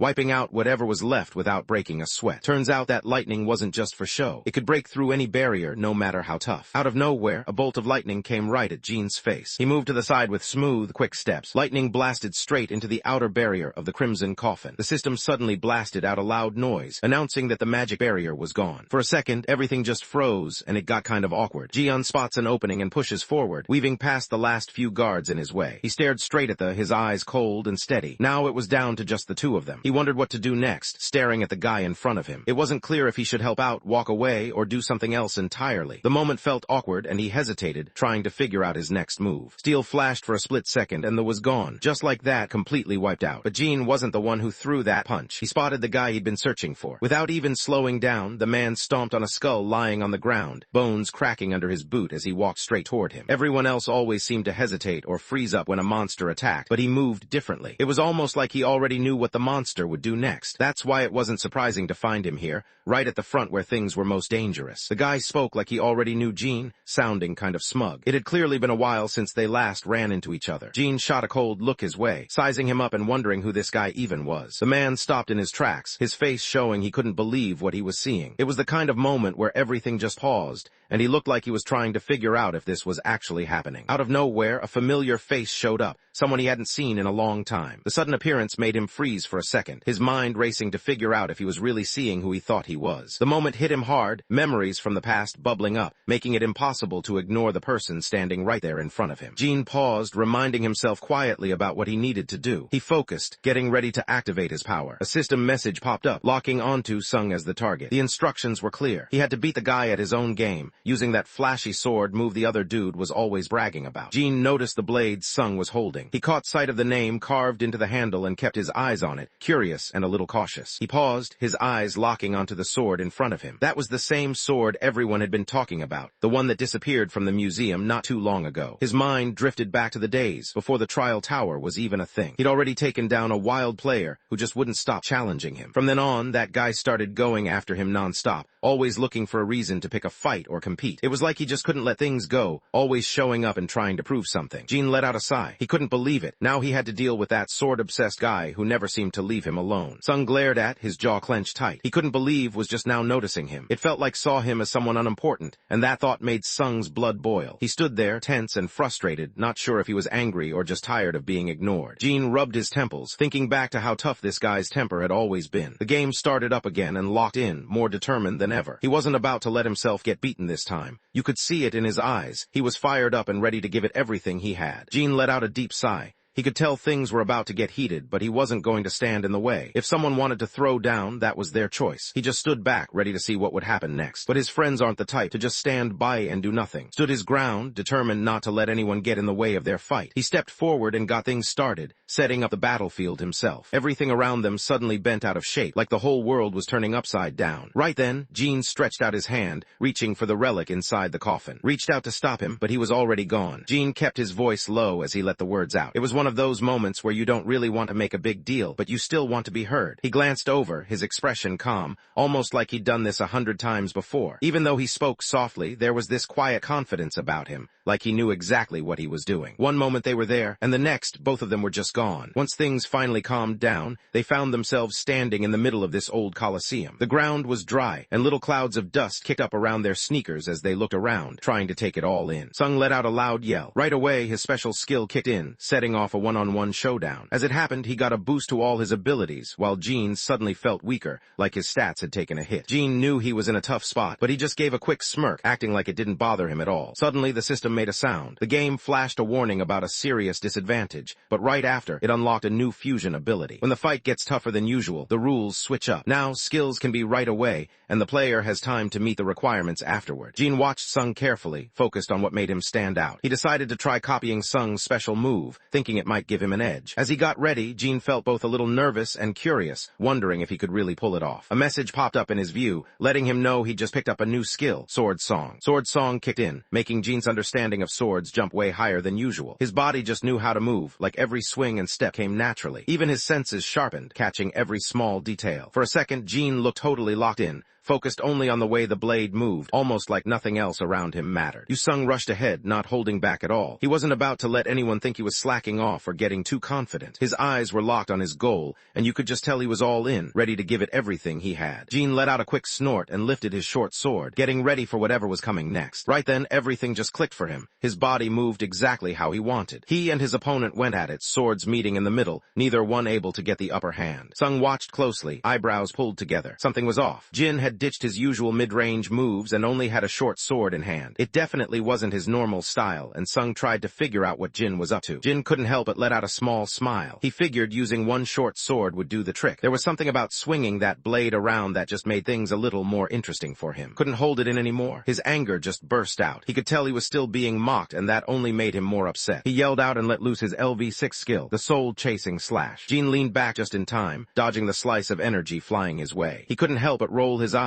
Who goes all out with sword tricks against someone new at this? It was obvious to him that this was way too much for a beginner to handle. Sung didn't buy the whole beginner act for a second. He fired back, not holding back his attitude. Across from him, Gene just grinned, tossing a casual middle finger his way, like they were trash-talking after a game online. Going up against Sword Aura with just a short blade was rough. His weapon was wearing down fast, and honestly, it looked like this battle could drag on for ages if nothing changed. Gene wasn't about to back down. He decided right then and there that he'd come up with something even better than Sword Aura. If someone else could do it, so could he. Maybe even take it to the next level. With that thought, he got to work, already thinking up new ideas and determined to prove himself. He quietly tried to combine the sword song skill with the power from the demon's soul pill, hoping the two would work together. Suddenly, a bright violet light flashed across the room. Right then, a system message popped up, letting him know that skill fusion was now on. He'd managed to combine with the demon's soul pill gear, and it actually worked. Something changed inside him. Suddenly, a new power kicked in. Sword Grave made him way better with any kind of sword or blade, boosting his skills to a whole new level. Gene suddenly let out a surge of energy that spread across the area, stronger than anything anyone expected. It was clear he had just used a new skill, Black Moon Night, and the atmosphere changed in an instant. Everyone nearby could sense the difference, like they were witnessing something serious go down. Sung stared at Gene, his eyes going wide. He could tell right away that Gene was on another level, and even though this place was supposed to give him the upper hand, it didn't really matter. Just standing there, Gene seemed impossible to handle. Sung couldn't help but tense up, realizing that things were about to get a lot tougher than he expected. Nothing seemed like it could go wrong for him. They were both part of the old game. Now, in this real-life moment, he'd pushed himself to the limit just to get ahead of that guy. Sung just couldn't understand why he kept losing. No matter how hard he tried, the win always slipped through his fingers. Frustration built up inside him, and it showed on his face. He was stuck, unable to figure out what he was doing wrong, and it was starting to get to him. He refused to back down. As he moved, powerful waves of sword energy burst out, cutting through the air like a wild storm. Gene's eyes lit up with a sudden violet glow. With one clean swing, his blade sliced through all the waves of sword energy, breaking them apart like they were nothing. Sung just stood there completely still. His mind went blank, and for a moment it was like everything around him stopped. Gene moved so fast, he was suddenly standing right behind him. He'd faced so many sword fighters before, some quicker, some stronger, but he'd gone up against every single one. His blade came down hard, smashing against Yang's sword. The sound echoed, metal on metal, making the guys watching tense up. Both of them held their ground, muscles tight, not backing off an inch. switch. With a quick flick of his wrist, everything changed. The legendary sword slipped right out of Sung's hand and shot up into the air, spinning as it went. Jin-Huk couldn't help but smirk as he racked up another win. At this point, he'd stopped keeping track of how many times he'd come out on top. Winning just felt normal to him now. Let out a tired groan, feeling completely drained. It had already happened 138 times, and he just wished it would stop for good. Jin let out a quick laugh. He was already thinking about how next time he'd push the number up to 139. Everyone knew the Tower of Trials was no joke. Even the best players could lose everything if they slipped up just for a second. In this world, having skilled players was more important than ever. The more talented people there were, the better everyone's chances got. Guys like him made a real difference. Linked caught off guard for a second because it actually sounded like someone was giving him props. Top player. He hadn't expected to hear that. Jin was sitting there, running the numbers in his head. The skill copy on the same guy was 60 days. No big deal. He realized he just had to wait it out, and next time, that dude would probably hand over another crazy ability without even knowing it. Jin couldn't help but feel pretty satisfied with how things were lining up. He reached out his hand and turned on his empathy skill, keeping it low-key so no one would notice. Sung clenched his jaw, holding back his frustration. He accepted that he'd lost this time, but deep down, he was already thinking about how things would go differently the next time around. He wasn't the type to give up easily. As the chaos of the battlefield faded away, Jin thought about how the guy still didn't even know his real name. They weren't close enough to be calling each other by name yet, and that fact stuck with him as everything settled down. He decided to just use his in-game name for now, figuring it'd be easier that way. Jin's face went still. His thoughts raced, wanting to stop what was about to happen. Captain let out an awkward laugh, not really sure how to react. Jin's face turned red as he clenched his fists, trying to keep his cool. He was clearly frustrated, the kind of mad where you can see it in someone's eyes. He couldn't help but regret not being straight up about his real name when he had the chance. The moment felt heavy, like something important had slipped through his fingers. Most people laughed at his weird nickname, but the truth was, the guy was actually a strong vampire. Whenever he ran into someone, he always made sure to bow, showing respect in his own quiet way. Even with a bunch of players pointing their weapons at him, he stayed calm. He just kept smiling like nothing could bother him. This time, he had a job straight from the true ancestor. He was supposed to guide these players to a spot that was supposed to be pretty entertaining. At the same time, focused her energy, using her powers to upgrade a rare relic called Ice Tear. After evolving, the Ice Tear gave players a big boost to their maximum mana. From the sidelines, Jin watched, impressed. He let out a low whistle, thinking to himself how awesome that looked, definitely next level. Just as he was about to wrap things up, a sudden system alert popped into his head. The message was clear. If he wanted to save the Trap Strike team, he had to head straight to the deepest part of the ruins. Accepting the invitation would mean that all the monsters and traps would be put on hold for a while. His face lost all its color as soon as she realized what was happening. She sprang up fast, her eyes locking onto her friend. Without even thinking, she got ready to run over and help him out. Without her crew backing her up, she started to wonder if she could actually handle the true ancestor on her own. For the first time, she started to question herself. Maybe walking away from the group wasn't the right move after all. She always wanted to be a holy knight so she could look out for everyone else. But now, things had flipped. She was the one who needed help. On the other side, Sung let out a long sigh, sounding tired and a little frustrated. He didn't care what happened to the strike team. While everyone else was stressing out, he was already thinking about how he'd slip away without anyone noticing. Sung walked past, but then he stopped for a moment. He leaned in a bit and spoke softly, making it clear he had something important to tell her. He knew that guy was all about himself and never stuck to his word. Thinking about it, that was probably the reason he got so much hate from him. One thing is certain, at this moment, he was the only one on the planet who had ever taken down the true ancestor. He turned around and walked off, not saying anything else. The only thing left were his words hanging in the air. Leaned in, her voice barely above a whisper. She took a small step closer to Jin, her eyes focused and serious. Inside, she was nervous but determined. She wanted to team up with him, hoping they could handle whatever was coming next together. Jin looked over at Mike with a sly grin. He wanted to make it clear that the down payment was no joke. It was actually pretty expensive. He seemed to doubt if Mike could even handle that kind of money. Looked determined. She'd already made up her mind. Whatever it took to keep the strike team safe, she was ready to do it. No hesitation, no second guessing. For her, their safety came first, even if it cost her something big. Jin saw how determined she was, and couldn't help but laugh quietly to himself. He took a deep breath and decided to go for it. The system flashed a message on the screen, letting him know the quest was now on. The two of them headed down to the lowest part of the ruins. The air got colder and the shadows stretched out around them. Each step made the ground crunch under their shoes, and both of them stayed alert, not sure what they'd find down there. The air around felt heavy, packed with so much magic it almost felt like the room itself was breathing. Her heart started to race, and she could tell right away that this was way more intense than anything she'd ever dealt with before. Jin stayed calm, reminding everyone that they had expected their opponent to be tough. There was no surprise, just a steady confidence like he'd already prepared himself for this. The team could sense it too,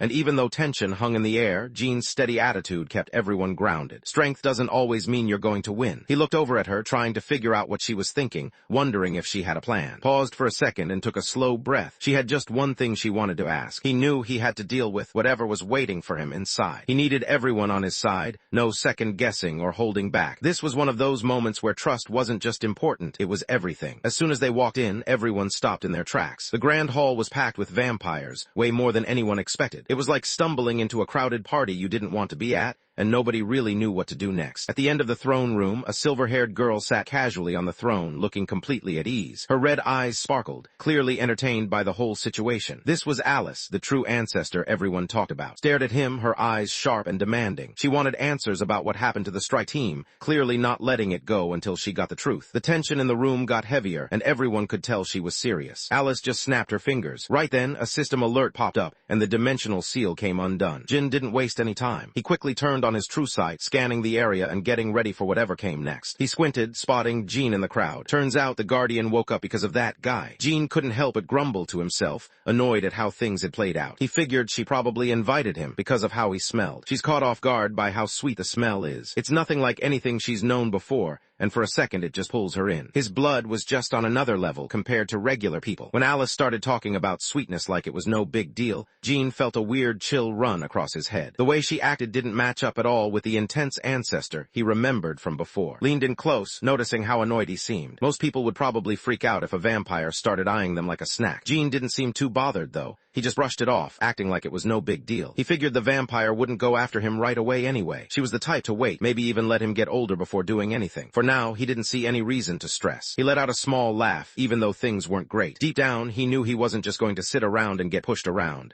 Living life like he was just someone's meal ticket. No way, that wasn't happening. Right before he could finish talking, a sharp streak of red shot across the scene. The ground split open right under their feet. Alice pushed her drink aside, her whole vibe changing in an instant. She stared straight ahead, shutting down any chance for conversation. Jean stood up a little taller, a small smirk forming on his face. Deep down, he already knew he wasn't about to stick around just to be used. Jean dropped down on one knee, looking steady and confident. He seemed totally calm, like he had everything under control. Instead of getting nervous, he stayed cool, almost like he knew he had something even better to give than what everyone expected. Alice's lips pulled into a slight smile. For vampires, blood was like the best treat you could imagine. Nothing else really compared. Jean looked at the others, quiet but serious. He wanted them to know that what he had in mind wasn't just some deal or way out. It was about giving them a real chance to live how they wanted. No more weird rules or pressure, just freedom. The idea hung in the air, making everyone think about what life could actually be like if they took him up on it. As soon as he said that word, Alice just stopped in her tracks. The other vampires lost it. For them, stuck here forever with no way out, hearing the word freedom just felt like someone was rubbing salt in the wound. Alice had had enough. She raised her hand, and just like that, the whole hall went quiet. Her crimson eyes narrowed, silently asking if he could really handle what he just said. He waited, arms crossed, staring down the other guy. He wasn't just going to take his word for it this time. If the guy really meant what he said, he'd have to show it. No more talking. Actions would do the talking now. Jean quietly pulled a mask out from under his cloak, keeping his moves low-key. Inside, he thought about who he was, reminding himself that his name was Jean. From that point forward, he decided to stand up for all the demons living inside the tower. He showed up, ready to get him out of there. Demons were people who'd given up on being human, chasing after money, payback, or just what they wanted. These guys were known for always causing trouble for people. Most of the time, they teamed up with monsters hiding out in dark, creepy places like ruins or mazes. Alice had already heard all the talk going around. Jean had already reached out to the temple on the 27th floor of the tower. When he found out about the imprisonment, everything started to make a bit more sense to him. He figured out a shortcut to get past the seal that was locking up the ruin. Talked with a steady, relaxed vibe. Couldn't believe what was happening. As soon as the word sanctuary came up, she saw the vampires nearby start to hesitate. They didn't look so sure of themselves anymore, almost like they were second-guessing whether to keep going or not. She was caught off guard that he knew about the sanctuary. That made her wonder if he was telling the truth after all. Gave a small smile, almost like he was waiting to see if she'd finally trust him. She stared at him, her expression serious and kind of distant. She didn't buy into his whole act, not even for a second. Even if he was some sort of demon, she couldn't see how he would ever be able to give her freedom. People always talk big, saying they could break some old curse or whatever, but words were cheap. She wasn't about to trust him just because he said he could fix everything. Her voice got colder. She didn't care about smooth talk or clever words. She just couldn't bring herself to trust someone who always sounded too slick. She ran her tongue over her lips, staring at him. There was something about the way he smelled, almost tempting. But even though she was interested, it looked like she wasn't planning to do anything about it. She let out a furious yell, and all of a sudden, tons of chains rushed straight at. Just stood there, not moving at all. He didn't even try to fight back. Right at the edge between life and death. Didn't even hesitate. She jumped in, putting herself in front of him, using her own body to protect him. Something inside him fired up, like he just hit a power-up in a game. His body felt lighter, energy rushing through him,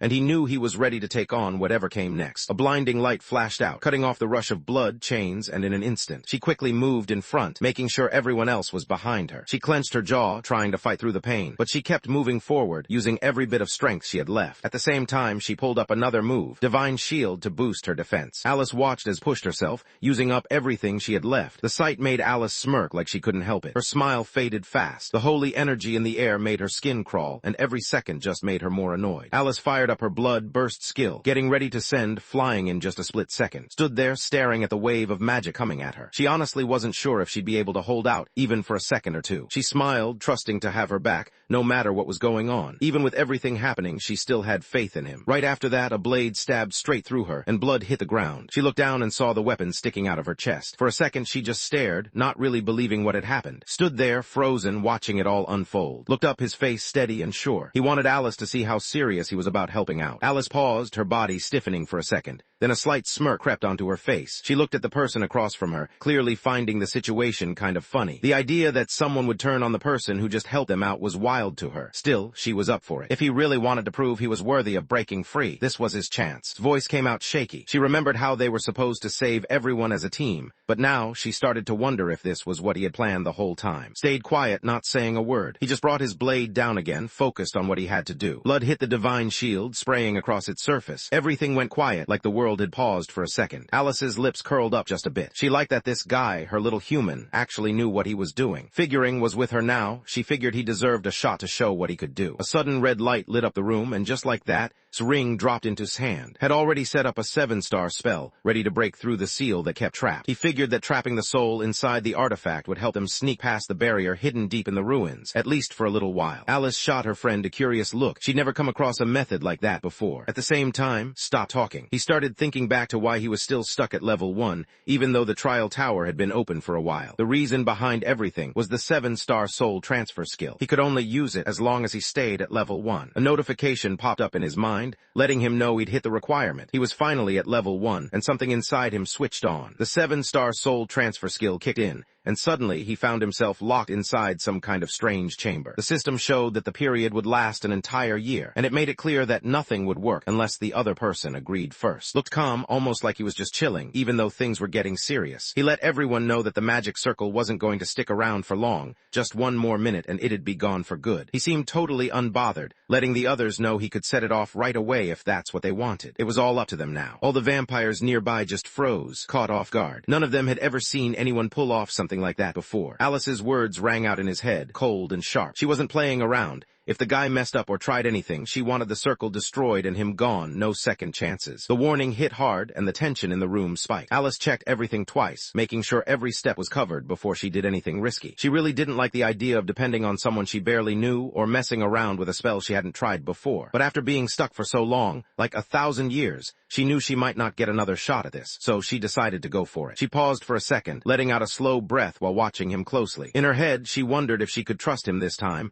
hoping she wasn't making a mistake. Looked serious, trying to show he meant every word. He wanted to prove he could be trusted, and he was ready to do whatever it took so no one would regret giving him a chance. When their fingers brushed against each other, something clicked inside him. It was that resonant skill kicking in again. Right then, a system message popped up, letting him know the other person's feelings had gone up, just a little bit, but enough to notice. Alice made her decision, allowing her soul to be transferred. His ring started to glow faintly, catching his attention. Something inside it was kicking in, and he could sense that things were about to change. The artifact glowed with a deep red light, pulsing steadily as it drew in the soul of the true ancestor, Alice. The surface shimmered, the color spreading out in waves, showing that something powerful was happening inside. The place felt calm and honestly not too shabby. Alice seemed pretty happy with it, and her contentment sort of lingered in the air around the ring. Looked pretty happy as he saw Alice settling into her new place. He couldn't hide a bit of excitement, even though he kept it low-key. Before Alice could even start wondering about what he said, he was already moving on, clearly pleased that things were going well. His natural skill, Heart's Guardian, kicked in just in time. Because of it, he didn't die right away. Instead, the power gave him a second shot, one chance to come back, even after what should have been the end. Blood dripped onto the floor, while a shadowy figure started to get up, moving slowly. Showed up again and noticed her right away. He kept his voice low, almost as if he didn't want anyone else to hear,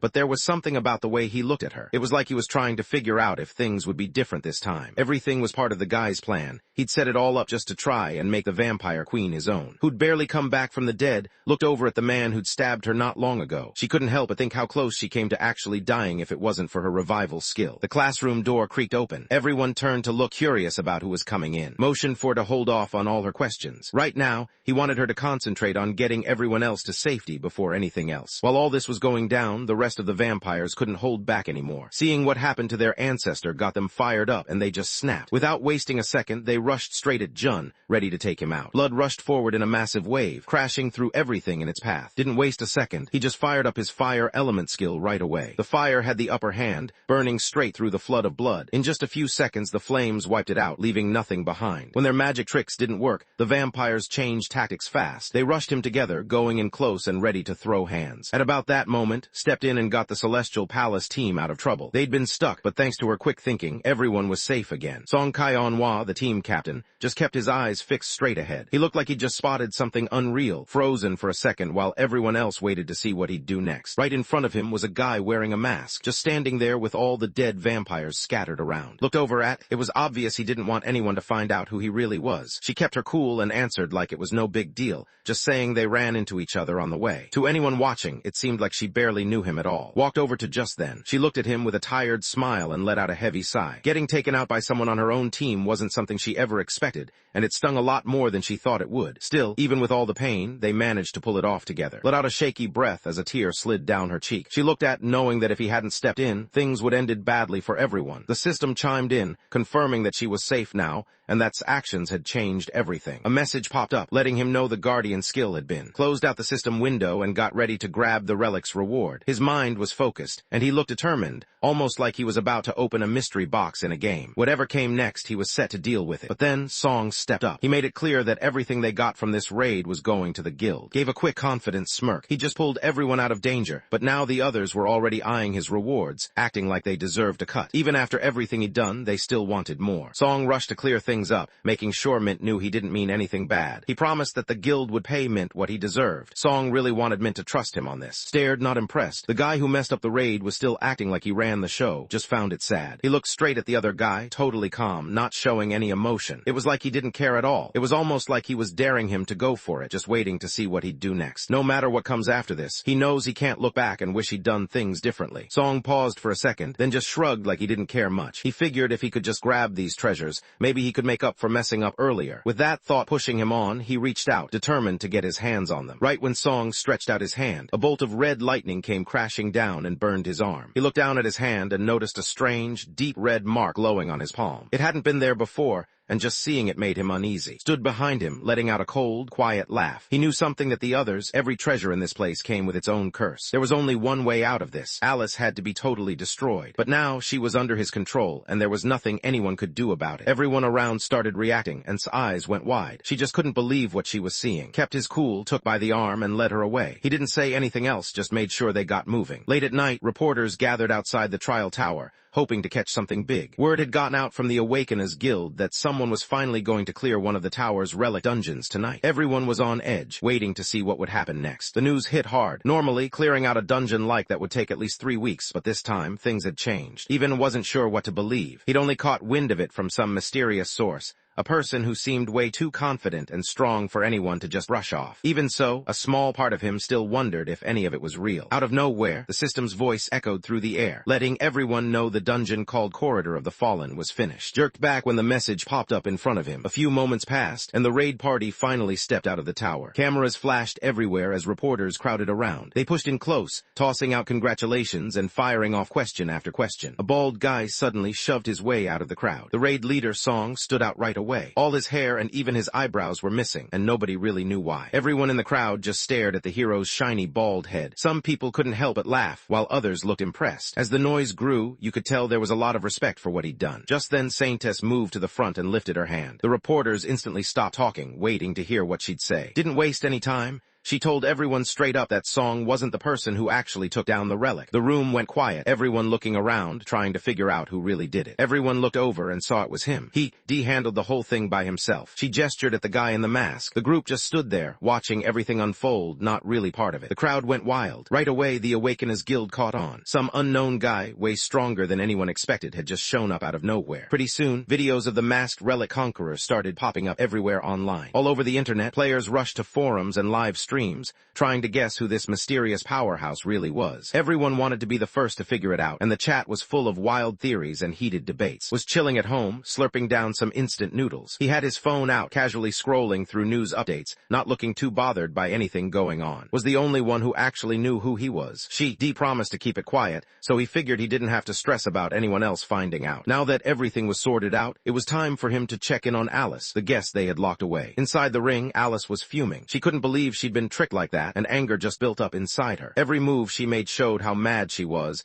and anyone watching could tell she wasn't letting this slide. Jun looked over at her, realizing things weren't going to move forward until he stepped in. He figured he'd have to show her he meant business before any real conversation could happen. He twisted the ring fast, and suddenly Alice felt like she was getting pulled around inside, almost like everything was spinning out of control. He started to notice things making more sense now. It was like a fog had lifted, and stuff that seemed confusing before was easier to understand. Alice was furious, her head spinning as anger took over. She glared at the person in front of her, making it clear that she wouldn't let this moment go. For vampires like her, holding a grudge was second nature. They never forgot the people who wronged them. Kept his cool, not bothered at all, while the other guy clearly wasn't getting how serious things were. Meanwhile, Alice watched everything from inside the ring, barely holding it together and feeling so sick she thought she might throw up. Didn't even flinch. He just raised his arm, ready to pull off his own move, the vampire centrifuge. Suddenly, the mood in the room flipped in a funny way. About 3 hours later, Alice's voice came from inside, shaky and full of emotion. Jun wiped away his tears, trying to pull himself together. He managed a small grin, pushing himself to move forward. It was time to step out and face whatever was waiting. Magic started to swirl around, and right then, Alice showed up in front. Alice, finally free, looked like she was ready to show him what she was really capable of. Right away, she could tell something was off. Her body was way smaller than before, almost tiny compared to how she remembered. Let everyone know that he hadn't gone all out with Alice yet. He'd just shown a small part of what she could really do. This version of him was tiny, barely even a fraction of how strong he used to be. Even with just a bit of power, he understood he was stronger than regular vampires. Alice just stood there, completely crushed. Everything she thought she knew suddenly didn't make sense anymore. He wanted her to stop crying. The stuff he'd said back at the ruins didn't really mean anything. Alice snapped back to reality. This wasn't what she had in mind when she thought about freedom. He nodded, showing he got what was going on, but made it clear he could step in and help get back the freedom that was missing. She stared at him, waiting for an answer. Her eyes narrowed, and it was clear she wanted to know exactly what he meant. Kept his voice low as he looked at Alice. He wanted her help, promising to deal with everyone who turned their back on her. Deep down, he was serious about putting Alice back at the top of the family, no matter what it took. While he made sure Alice was safe, clips of him taking down the vampire relic by himself were already making the rounds online. Everyone just stared. One guy was actually doing better than entire guilds on his own. Later on, showed up at the guild's office tower. The place looked expensive, with fancy glass windows and shiny floors. It was the kind of building that made people stop and stare for a second,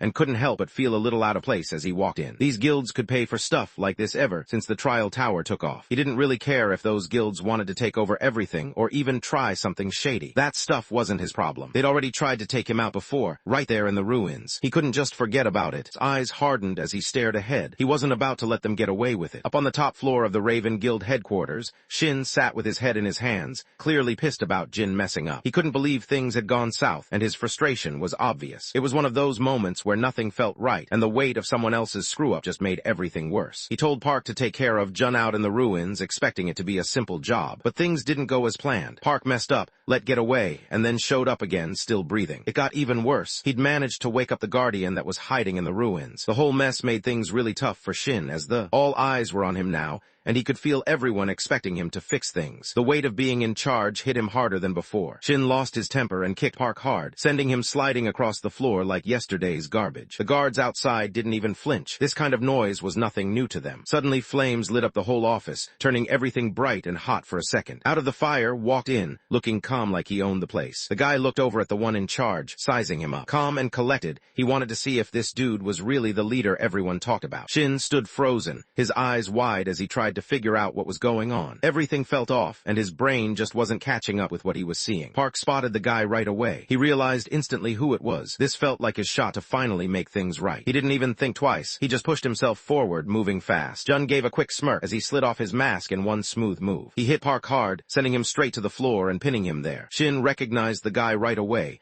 the same person he and his crew had tried to take out before but messed up. Even knowing that, he couldn't hold back and started throwing out threats, acting like nothing scared him. Jun lounged on the couch like he didn't have a care in the world. Nothing seemed to bother him. He looked totally relaxed, as if whatever needed to get done was already handled. Shin noticed how calm the guy looked and started to think he had found a chance to make a move. He got a bit too confident, thinking this was his moment. Suddenly, Swift Blade kicked in. A huge blade came flying straight at him, way faster than he expected. A sudden flash lit up the room, and the blade broke apart, scattering pieces everywhere. Everyone just stared, completely stunned. Had snapped the weapon using only one ghost stone. No one expected that kind of power from him, and for a second the whole place went quiet. He pulled another stone out from his sleeve. Shin got hit with a look that pretty much said he wasn't worth much. The other guy was clearly over it, wanting to just talk things out like normal people. Shin stared hard at the guy sprawled out on the couch. He couldn't stand how relaxed looked, and his patience finally ran out. He wondered if the guy had shown up to settle the score after that time. He'd sent people to take him out. All this chaos just because of something that didn't even matter much. He snapped his finger. A stone hit Shin right in the forehead. Couldn't believe how bold the guy was being. It was like the man didn't even care, and that made almost laugh out loud. Shin started acting confident, hoping no one would call him out. He mentioned his guild, saying they had more than 50 experts climbing the tower at that very moment, trying to make himself sound important. Inside, though, he wasn't sure if anyone would actually believe him. He knew that no matter what happened to him, the others wouldn't stop. If he got taken out, there'd still be people coming for revenge. The threat wasn't going anywhere, and everyone in the room could feel it. Shin had seen this kind of thing before, one fight leading to another, nobody willing to back down. He knew how things could spiral, how grudges just kept growing until someone finally walked away, or worse. Shin shot a look that said enough was enough, hoping he'd get the message before things got even messier. Gave a chill nod, not looking bothered. He knew dragging out payback just made things messier. He'd rather deal with it quick and smooth, no drama. He made up his mind to keep standing up for himself, no matter what. If the other person wanted to let things go, that was up to them. Shin cut in, raising his voice and pressing for answers before could even finish what he was saying. The tension in the room started to build as Shin wasn't about to let things slide without knowing exactly what was going on. Ghost stones blasted out and smacked right into Shin, sending him flying up before he even knew what was happening. He tumbled through the air, totally caught off guard, arms flailing as he tried to get his balance. It all happened so fast, like someone had hit the fast-forward button. Looked down at Jean, who was shaking. As he watched, his thoughts drifted to the ring. His words hit hard, making it clear that the only reason the guy was still standing was thanks to his sister. The message stung, and in that moment reality set in. Without her, things could have ended way worse. Park's face turned red, and he looked down, nodding way too fast. He didn't want any more trouble and just wanted to disappear. Looked over at the guy who'd been pretending to be knocked out. Without showing much emotion, he told him to get up. The guy in charge made it clear, if someone wanted to stay safe, they had to show they were worth keeping around. No one was getting a free pass. First step was simple, say who you are. The guy hesitated for a second, clearly nervous. He introduced himself as the one in charge of running things for the Raven Guild. No matter what came up, he wanted to make it clear he could take care of it. Gave a quick nod. He could tell the others understood what was going on. The way things were going, it definitely wasn't looking good. He looked at the huge guild building, thinking it wouldn't make sense to just tear something like this down. Instead, he decided to pass it on to SO, trusting him to take care of it from here. He didn't care about making the guild any bigger. All he wanted was to keep things going just like they were. Felt his heart pounding, a little excited about what could happen next. But even with that excitement, he paused. Taking over the chair just like that didn't seem right. He knew the others in the guild probably wouldn't go along with it. Jun stayed cool when things got tense. He didn't let anyone see him sweat. He just let everyone know he'd handle anyone who tried to get in the way,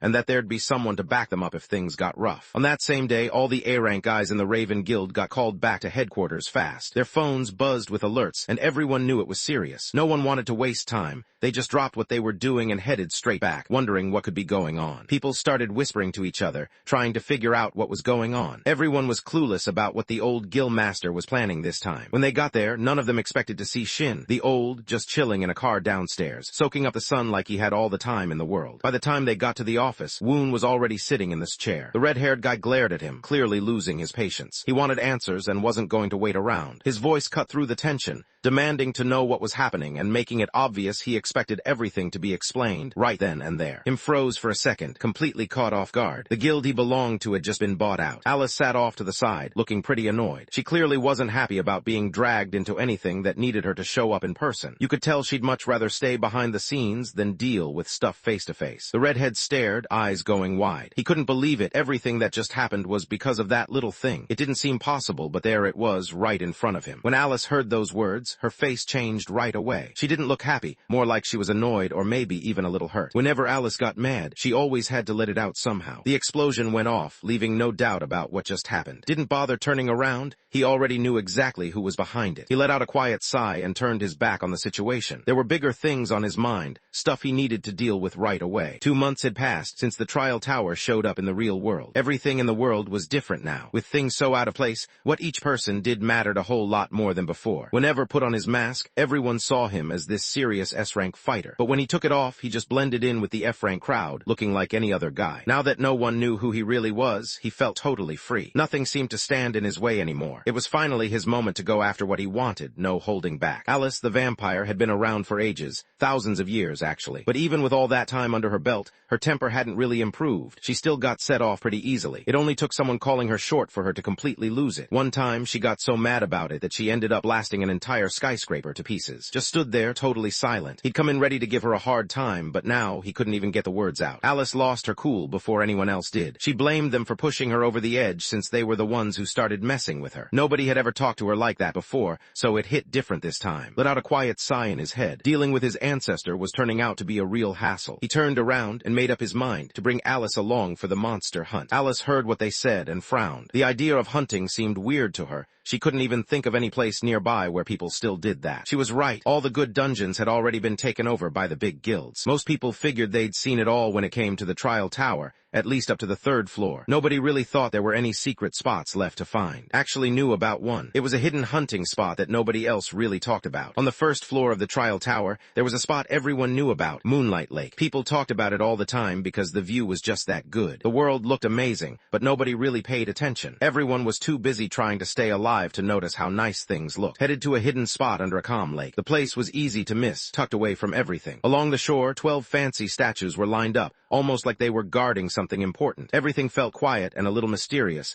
the kind of spot you might stumble across in a game or see in a viral video. Alice looked at the statues, her head tilted, trying to figure out if there was some secret trick to them. Stood nearby, his expression cool and a bit unreadable. He knew something she didn't, but he wasn't giving anything away. Whatever was going on with these statues, it was definitely more complicated than just finding a button. Back in the day, players found out that one of the statues had this weird slot in it. Nobody had ever found a key that fit it, even after all this time. Understood what was really going on. He realized that the key everyone was looking for wasn't some hidden thing you could hold in your hand. Instead, it was the moonlight itself, something you could see but not touch, lighting up the whole scene quietly while everyone else searched for answers. He lifted his hand and took a second to fix the light, making sure it was shining just right. When the beam landed on the shiny stone in the slot, hitting it at just the right angle, something started to happen. The lake caught the light in a soft way, barely shining as a gentle hum drifted across the water. A few moments passed, and then the stone gate to the underground started to open, moving slow and heavy. Alice stepped into the trial tower, basement floor 1. Right away, he noticed how real everything seemed. The air felt cold against his skin,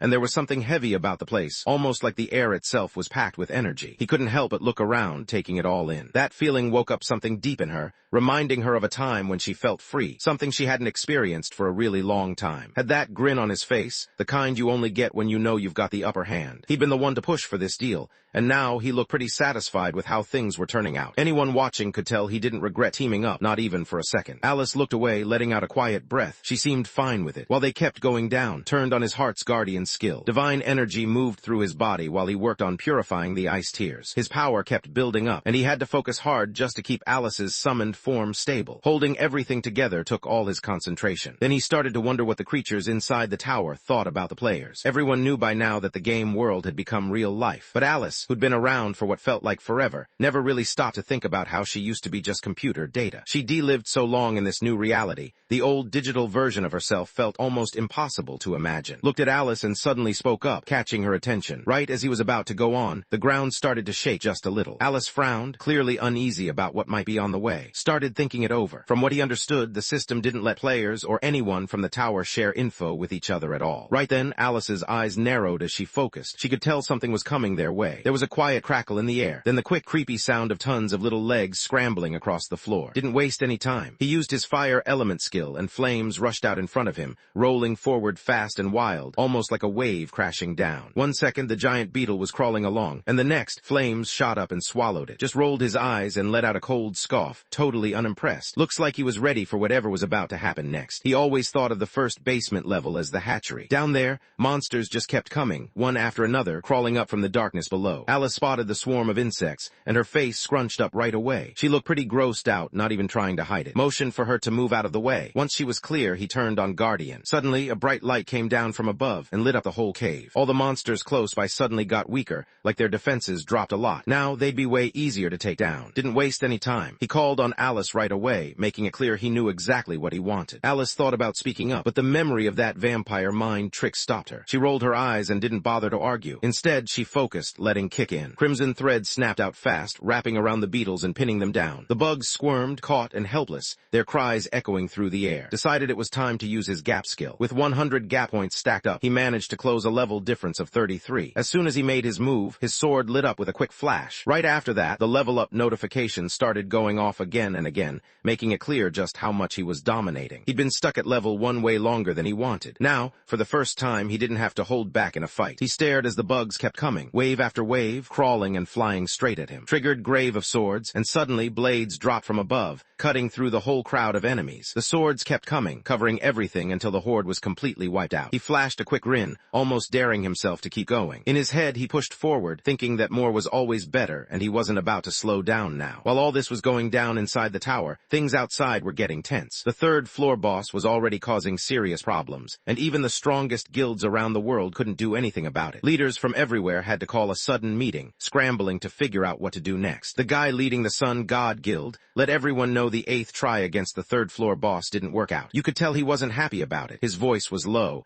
and the whole group felt the weight of another failed run. Every guild sent out their top 100 players, so there were 1,000 guys out there, ready for whatever came at them. But when it was all over, only 9 managed to make it back. The boss wasn't really that tough on its own, but the crazy part was how it could call in 100,000 statues to fight for it. Just thinking about that made him realize this wasn't going to be some easy win. Someone hit the table hard, making a loud noise that filled the room. You could tell he was annoyed, probably because things weren't going his way. The sound got everyone's attention, and for a second it felt like everything stopped. Tan from the Union Guild realized that even relics with the same summoning power weren't working. This boss just couldn't be beaten, no matter what they tried. Maria, who was from Olympus, shook her head. She thought about how the team had gone through the second and third floors one after the other, moving faster than they probably should have. Now, she realized that clearing those floors so quickly didn't really give everyone a chance to level up and get stronger. There just weren't enough top players around yet, and it was starting to show. Baek Jinho, who was with the Dan Guild, nodded his head, agreeing with what was going on. There are all kinds of groups out there, like the Union Guild,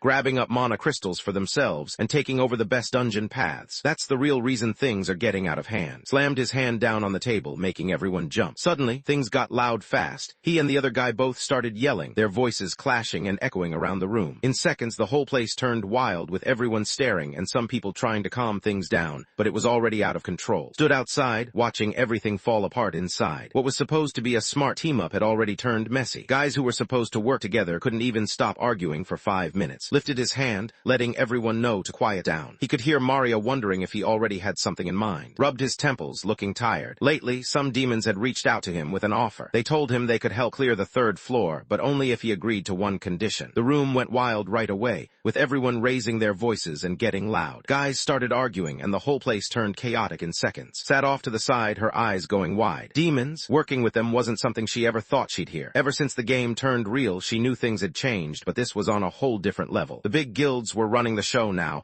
and everyone cared about their image more than anything. Nobody wanted people thinking they were linked to demons, not even a little bit. Their names had to stay clean, or it could ruin everything for them. Right when things got the most intense, the candlelight started shaking like crazy. A smooth, almost teasing voice drifted out from the flames. Whoever was in there clearly heard what was said about them. The words stung a little, like the person was pretending to be hurt, but it was obvious they were just messing around. He could tell the other guy was being sarcastic. Still, he didn't care too much. He was proud of what he'd did. Weakness didn't just disappear no matter how tough someone tried to act. As he kept talking, something changed in the room. The air turned heavy and weird. Dark smoke started to spread out, covering everything. Then out of the fire, a demon slowly appeared, stepping into view like it owned the place. Baek Jin-ho glared, his eyes sharp and fired up. He couldn't believe a demon had actually shown up right in front of him. He slammed his hands down, sending the table crashing over, then rushed ahead, face twisted with anger. Didn't hesitate, he pulled out his sword right away, matching Beck's deadly focus. The demon envoy laughed, but it wasn't the friendly kind. It was cold and sharp. He could see the anger in front of him, but he didn't seem bothered. Instead, he looked like he was enjoying the situation, almost challenging everyone to calm down. Before anyone could react, he made it clear that he wanted to lay out his terms. They actually had a plan to take down the boss. Jin-ho lost his patience with Beck. He couldn't believe Beck was being serious. The demons barely had 100 soldiers, and everyone knew it. Going up against an army of 100,000, it sounded impossible, almost like Beck was joking around instead of facing reality. Jin-ho stared him down, clearly fed up with the whole situation. The demon envoy gave a small smile. He knew he could always find more people to get the job done. He slammed his staff down on the floor. In that moment, something started to stir, like he was calling up a force that had been waiting in the shadows. The room felt heavier, and everyone could tell something serious was about to happen. Glanced over at the window, without even thinking about it. Skeleton soldiers crawled up from beneath the dirt, one after another. Their empty eyes turned up at the conference hall above. He knew what it was right away. Necromancy, demons used that trick all the time. He looked at the scale, not really moved by it. It just wasn't enough to catch his attention, unless something else happened. Squinted, locking his attention on the staff the demon was holding. Envoy the demon flashed a sly grin. He could tell someone knew what he was holding. In his hand was the Scepter of Greed, a weapon that wasn't just some random stick. People said it was made from 99 rare materials. Just seeing it was enough to make anyone pause. Tanwei frowned. With the Scepter of Greed and Necromancy together, there was a real chance they could actually beat this level. Maria, not wasting a second, reminded everyone that no matter what, a demon's still a demon. Jin-ho glared at Beck, his jaw clenched and his eyes narrowed. He was clearly fired up, ready to go after their rivals without waiting another second. The tension hung in the air, as if everyone could almost hear Jin's thoughts. He wasn't in the mood for holding back. Kept his cool. He figured if no one found out about the alliance, maybe this plan wasn't as risky as it sounded. As watched everyone's spirits drop, she started to sweat, nerves kicking in. She couldn't believe what was happening. It seemed like everyone around her had just stopped thinking straight. Working with demons was something nobody should ever even consider,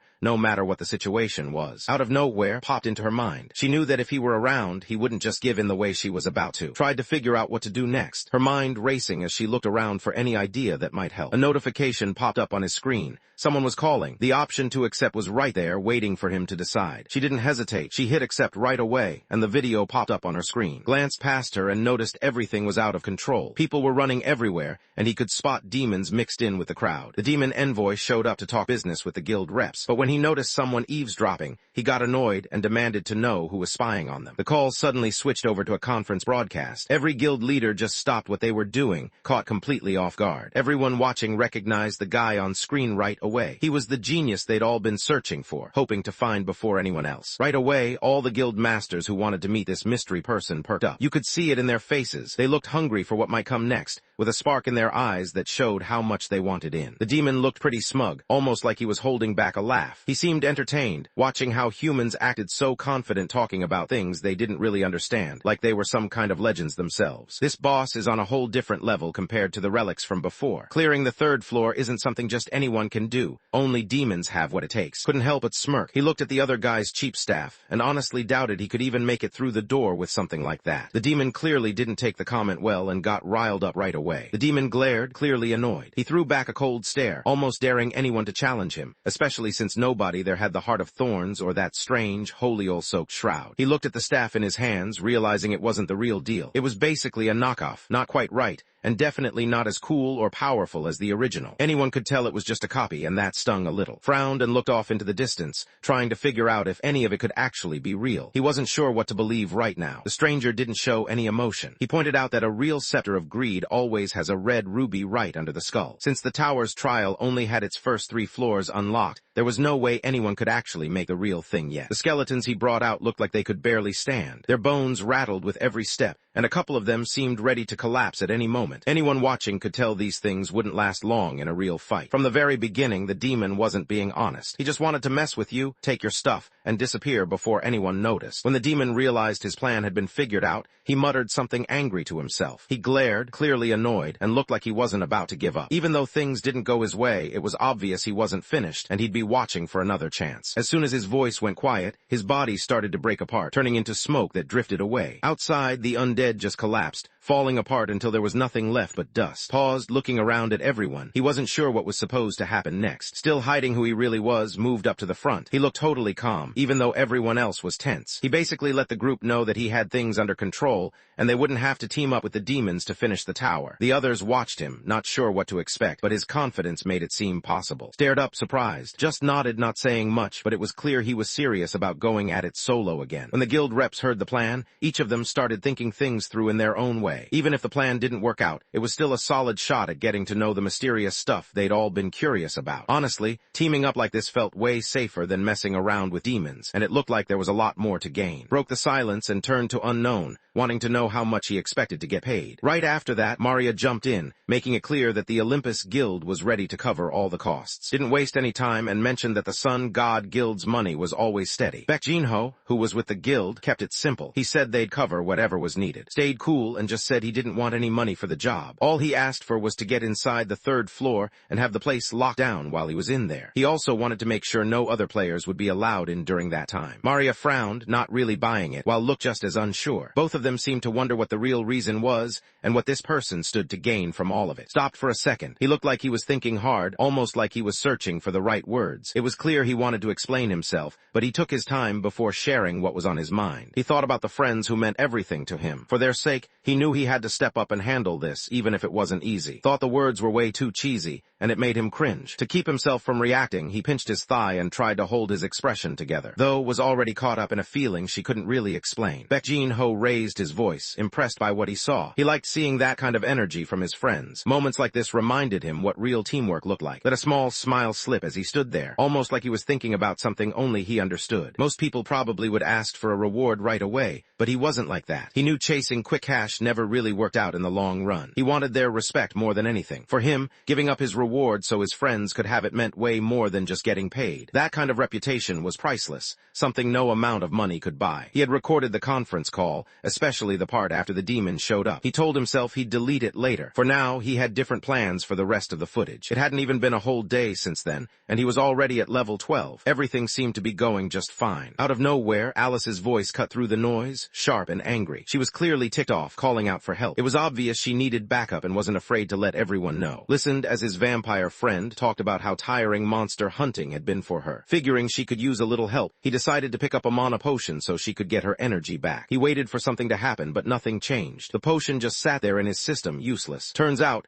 vampires can only get their mana back by drinking blood, not by downing some random potion. She knew she couldn't fight well without mana. Her red eyes locked onto him, sharp and full of determination. He quickly tried to get Alice to relax. In the next moment, a quiet sound broke the silence as Alice finished up. She casually wiped her lips, looking pretty pleased with herself. Stood there shaking a little. She saw it and just smiled at him. Now she was clearly thinking about her next move. He pulled up the shop menu on his screen and started browsing, thinking about what he needed to get before moving on. Alice looked at the stuff piling up in his cart and wasn't impressed. She watched as he grabbed more random things, not really understanding what he was up to. Just grinned, acting like he had a plan, but kept quiet about it. Alice kept glancing at him, kind of annoyed, but also curious about what he was planning with all that gear. And Alice headed toward the edge of a huge drop, the ground just disappearing in front of them. Looked over his shoulder at Alice for a second, knowing things were about to kick off. They only had one day to make it all the way to the end of the 1st floor, so everyone needed to stay focused and not mess around. In the next second, before Alice could even process what was happening, jumped right into the abyss. Alice couldn't believe what was happening.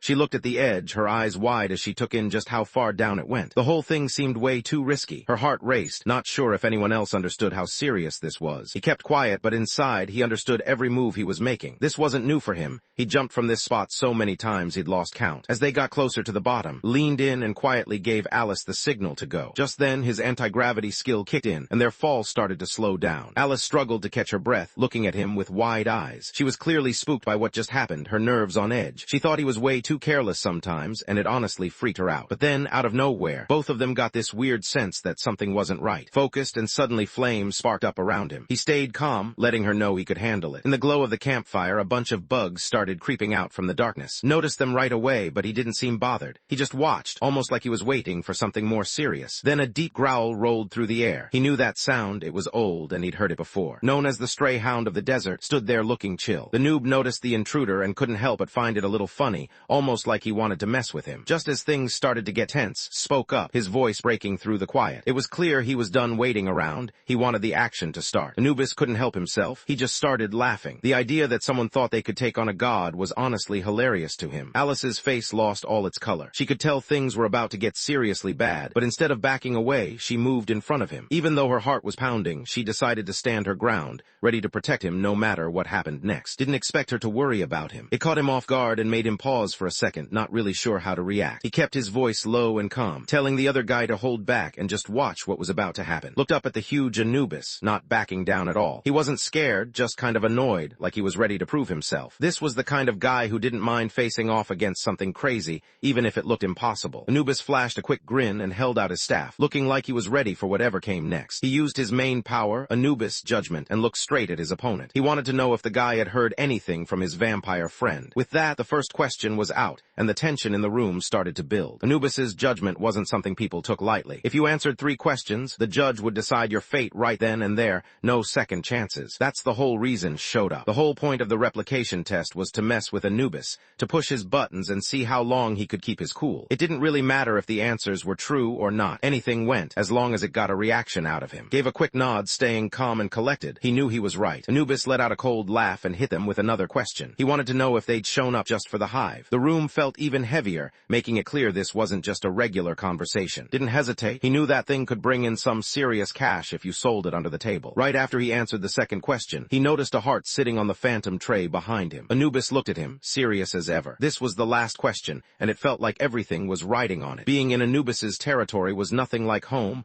and the air felt heavier somehow. In that moment, the only thing that mattered was whether he'd make it out of there alive. Just laughed to himself, but it wasn't a friendly laugh. In his head, he figured that if he couldn't deal with this guy, he might as well give up completely. All 3 questions were done, and right then, Anubis' judgment kicked in. Out of nowhere, something ghostly shot out of Junt's body, and a notification popped up. Suddenly, all his stats dropped by half. For the next minute, he couldn't use any of his natural skills or abilities. Anubis gave a sly grin, already thinking about his next move. He was looking for someone to help him do what needed to be done. Suddenly, a huge mantis showed up in front of him. Its armor was pitch black, making it look even more dangerous. This creature, known as the Abyssal Devourer, looked like it was about to end things right there. Even though things looked bad, kept his cool. He reached into his bag and pulled out a small phonograph, the kind that could play whatever song he picked. He knew the device would keep going strong until the track finished, no matter what happened around him. Anubis looked over, one eyebrow going up. He watched the guy, wondering what on earth he was up to. The whole thing just seemed insane. Mantis suddenly sprang forward, moving fast and catching everyone off guard. Stretched his arms out wide and flashed a confident grin. He was totally ready to let loose, his mind already tuning into the beat. Even with people watching, he was in his element, showing off without a hint of hesitation. When the music started, he matched every beat, slipping past Mandy's attacks with smooth, perfect moves. He picked this song on purpose because its beat lined up exactly with how the monster attacked. As long as he kept up with the rhythm, dodging every hit felt almost easy. Anubis just stood there, completely frozen. It finally hit him that this human had been planning everything from the start. The timer hit 0 and everything stopped. Anubis' judgment just disappeared, leaving nothing behind. Jun moved fast, steel catching the light as he swung his sword. The grave of the sword skill kicked in,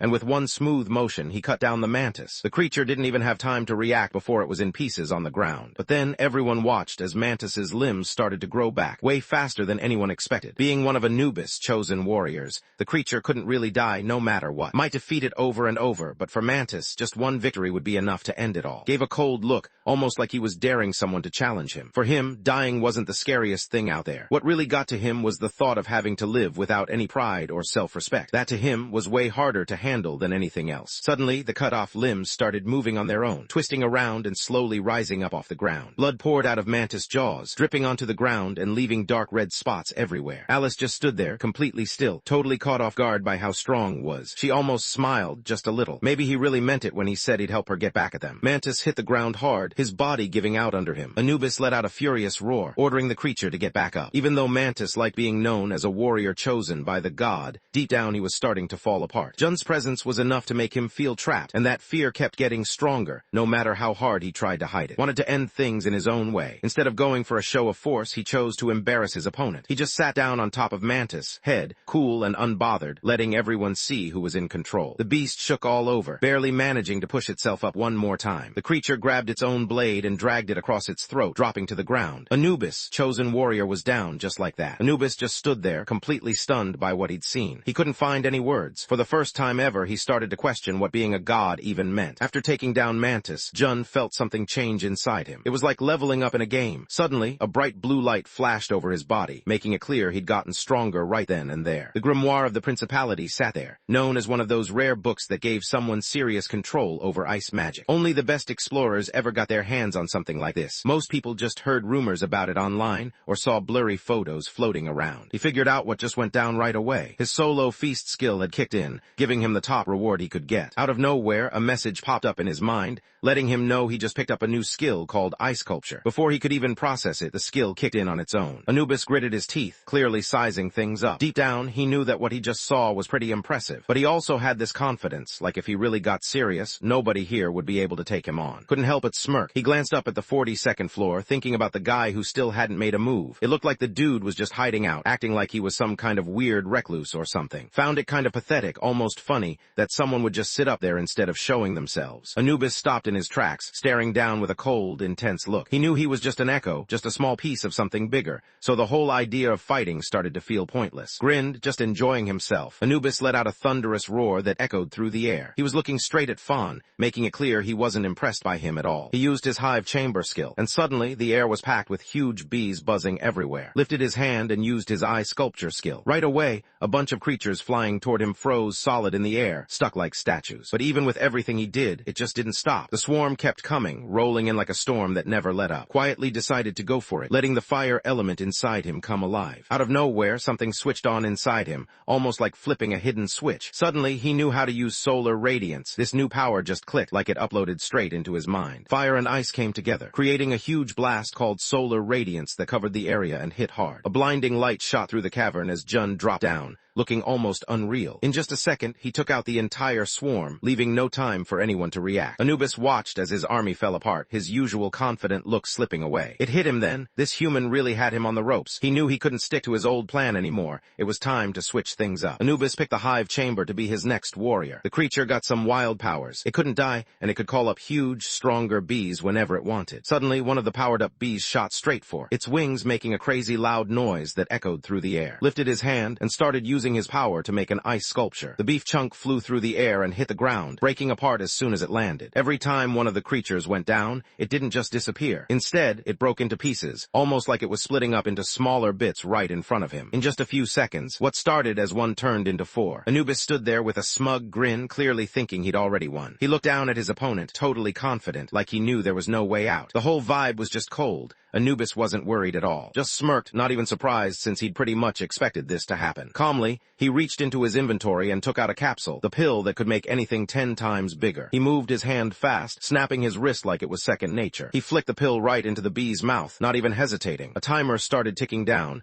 just 60 seconds left before it kicked in. Didn't waste any time. He jumped up and landed right on top of one of the bees, getting ready for whatever was about to happen. He pressed his boots hard against its back. He tightened his hands like he was holding a steering wheel, bracing himself as he pulled off a risky drift right into the middle of the crowd. Anubis saw dozens of bees buzzing everywhere, totally out of control. He freaked out and started yelling instructions, trying to get everyone organized, almost like he was in charge of some wild team that was falling apart. Living forever and splitting into endless copies could mess with anyone's head, but understood something important. He realized that even this never-ending swarm actually had a weak spot. Led the whole swarm straight to the hive and then jumped high into the air. Out of nowhere, a glowing blue cube appeared locking up all the bees and the hive inside it in an instant. He didn't even think twice. He just grabbed the random stuff he'd picked up earlier and tossed them in. Right away, a system message popped up. It said the hexahedron got a boost from combining the items. Inside the cube, the bees could tell something wasn't right. They started hitting and scratching at the walls, but no matter how hard they tried, the barrier wouldn't budge. Hit the ground, and right then, his fire element skill kicked in. Flames rushed out fast, spreading through the whole cube and covering everything inside. But things got even crazier. Once the pills started working, the bees just kept getting bigger and bigger. The space got way too tight, and they ended up smashing into each other, wings and legs getting tangled, some even breaking apart as they scrambled for room. Every time someone got the news that another person had died, more pills started dropping, one after the other. Experience points came rushing in. His level shot up fast, going higher and higher with no sign of stopping. Anubis just stood there, totally stunned, staring ahead like he couldn't believe what he was seeing. His mouth hung open, not even trying to hide how surprised he was. He was stunned. Somehow, this guy had already planned for every move, even the ones that didn't seem important. It started to make sense. If the whole fight was just a setup, then the human must have already known how the hive chamber worked. Every move might have been planned to push him right where he didn't want to be. Anubis was so angry he couldn't think straight anymore. He didn't waste time. He knew exactly what he was going to do. His hand curled into a tight fist. Anubis stepped into the hive chamber and took it down. The place was wrecked, with pieces of the chamber scattered everywhere. Anyone looking at it would know right away that Anubis had left nothing standing. Jun looked around, a little annoyed. He really wanted to grab more pills before heading up to the 3rd floor, but luck wasn't on his side today. Anubis felt totally embarrassed and pissed off. He slammed his foot down, trying to hide how mad he was getting. He glared straight at his frustration obvious. Deep down, he hoped the kid would actually make it to the 42nd floor. Let out a quiet laugh. He wasn't stressed at all and felt pretty confident as he got ready to head over. He thought about the future, knowing that one day, he'd be the one to decide what happens next. The responsibility felt heavy, but he was ready for it. Right after that, the statue of Anubis broke apart, chunks of stone hitting the ground. The quest was done. Anubis' projection was finally destroyed. Out of nowhere, a message popped up in front of him. It said he'd just gotten a new skill, Judgment of Anubis. Anubis's judgment kicked in. Once the target answered 3 questions, their stats dropped by half, and they couldn't use any of their skills for a full minute. It only worked once on each person. Another message popped up on the screen. It said the Egyptian gods were really paying attention to him now. At the same time, a bunch of other gods started acting seriously unfriendly, like they'd already picked sides. Let out a low laugh, shaking his head a little. He noticed right away that the guy he'd just dealt with must run off to tell on him. It was almost funny watching someone bail like that, acting tough 1 second and then running straight to whoever's in charge. Leaned back, not really bothered, just a bit amused by how predictable it all was. Alice blinked, trying to make sense of what just happened. She stood there, a little lost, her mind still catching up with everything around her. Brushed it off like it was no big deal. He'd already taken the win, and the other guy just couldn't handle losing, so he quit the game in a huff. He checked his stats and saw his level was now at 19. After putting a few points into his stats, he felt a small boost. It wasn't much, but enough to notice. Noticed his screen light up with an incoming video call. He raised an eyebrow, not expecting anyone to call at that moment. Without saying a word, he signaled to Alice, letting her know to move out of the way so he could handle whatever was coming next. When the call went through, it was again. This was the same guy who had tried to beat him 138 times and lost every single match. Still, never gave up. He called every day, always asking for another shot. Jun stared at his phone, thumb hovering over the screen. He looked like he was just seconds away from ending the call, not really interested in sticking around any longer. Jumped in fast, trying to explain himself. This time, he wanted everyone to know things weren't the same as before. The Awaken a Guild is putting on a huge martial arts tournament. All the top ranked players are planning to show up, and he's one of them. Couldn't help but smirk to himself. None of this really mattered to him anyway. He was still stuck at F rank, not even able to qualify for anything important. Leaned in, a sly grin on his face. He explained that whoever won the tournament would get 2 special rewards. The first one, they could pick out any sacred relic they wanted. The second perk let him go up against anyone who hadn't tried out for the qualifiers. Had a weird feeling in his gut that something was off. Right then, Sung got everyone's attention and made it clear he was out to win, not just for himself, but in front of the whole crowd. Could tell things were about to get serious. He flashed a quick grin and made a promise. If the other guy managed to win, there'd be a rare black market invitation waiting for him. After the tower showed up, some players set up a secret offline auction called the Black Market. It was the kind of place where people could meet up in person and trade rare items away from the usual crowds. The guys only got in if someone invited them, and everyone there used real money for everything. Was getting ready to take on the 3rd floor, and this was his shot to pick up some new gear. Right then, a system alert popped up letting him know his video was starting to trend. Everyone was watching the video of him standing out in front of everyone, saying he'd take on the 3rd floor by himself. The clip was everywhere, and it showed just how serious he was about keeping that promise. All the big guilds had already tried and messed up, so when people heard that Unknown was stepping up to do it solo, the news blew up everywhere. The video blew up fast, hitting more than 50 million views by the next morning. After all the platform cuts, he still ended up with 50,000 coins in his account. Even with the fees, it was a pretty decent payout. Let out a big yawn, totally bored. He just wanted the tournament to be over. It was dragging on, and he was already getting bored, wishing it would wrap up soon so he could do something more interesting. There were 24 fighters in the martial arts tournament, and every single one of them was ranked AA or better. The event was set to go live, aiming to show off just how strong the top Awakeners really were. After the guilds kept messing up on the 3rd floor, people had started doubting them. Now, everyone was hoping this big broadcast would help the guilds win back some trust. Basically, he was just putting on a show. Up in the stands, guys from the Awaken a Guild watched the contestants, pretty impressed by how good they were. Who led the Dark Cloud Guild kept his attention locked on just one guy in the whole place. T.O. couldn't take his eyes off Sung. The way switch between attacking and blocking was smooth, almost like he'd been doing it forever. Watching him handle his sword, it was clear he'd trained hard. Every move looked sharp, controlled, and just right, like he'd already mastered everything there was to learn. Earlier, had tried to get to join the Dark Cloud Guild by offering him a ton of money. Turned him down, but that just made respect him even more. Up in the stands, one guy looked down at the match, not impressed impressed at all. He watched the action for a while, then just shook his head, thinking how easy it would be for him if he was the one fighting. In his mind, the whole thing looked way too easy, and he figured he could take everyone out without breaking a sweat. Stood up, catching everyone's attention. He was the guild's newest prodigy, already being talked about by the older members. Even though he hadn't been around for long, people could tell he was something special. Looked at and saw a rookie with real potential, maybe even someone who could hit S rank in just a few years. But the attitude showed. The way he acted like he was already on top stood out as a problem, not something that would help him. At the same time, things in the arena were getting intense. The match had everyone on the edge of their seats, with both sides pushing hard to come out on top. You could feel the energy in the air as the crowd watched, waiting to see who would make the next big move. Steel glinted in the middle of the fight, slicing through the mess around it. One guy, faster than anyone else, pushed forward, dropping every rival who got in his way. At the end, it was who stood above the rest. When the announcer called out the winner,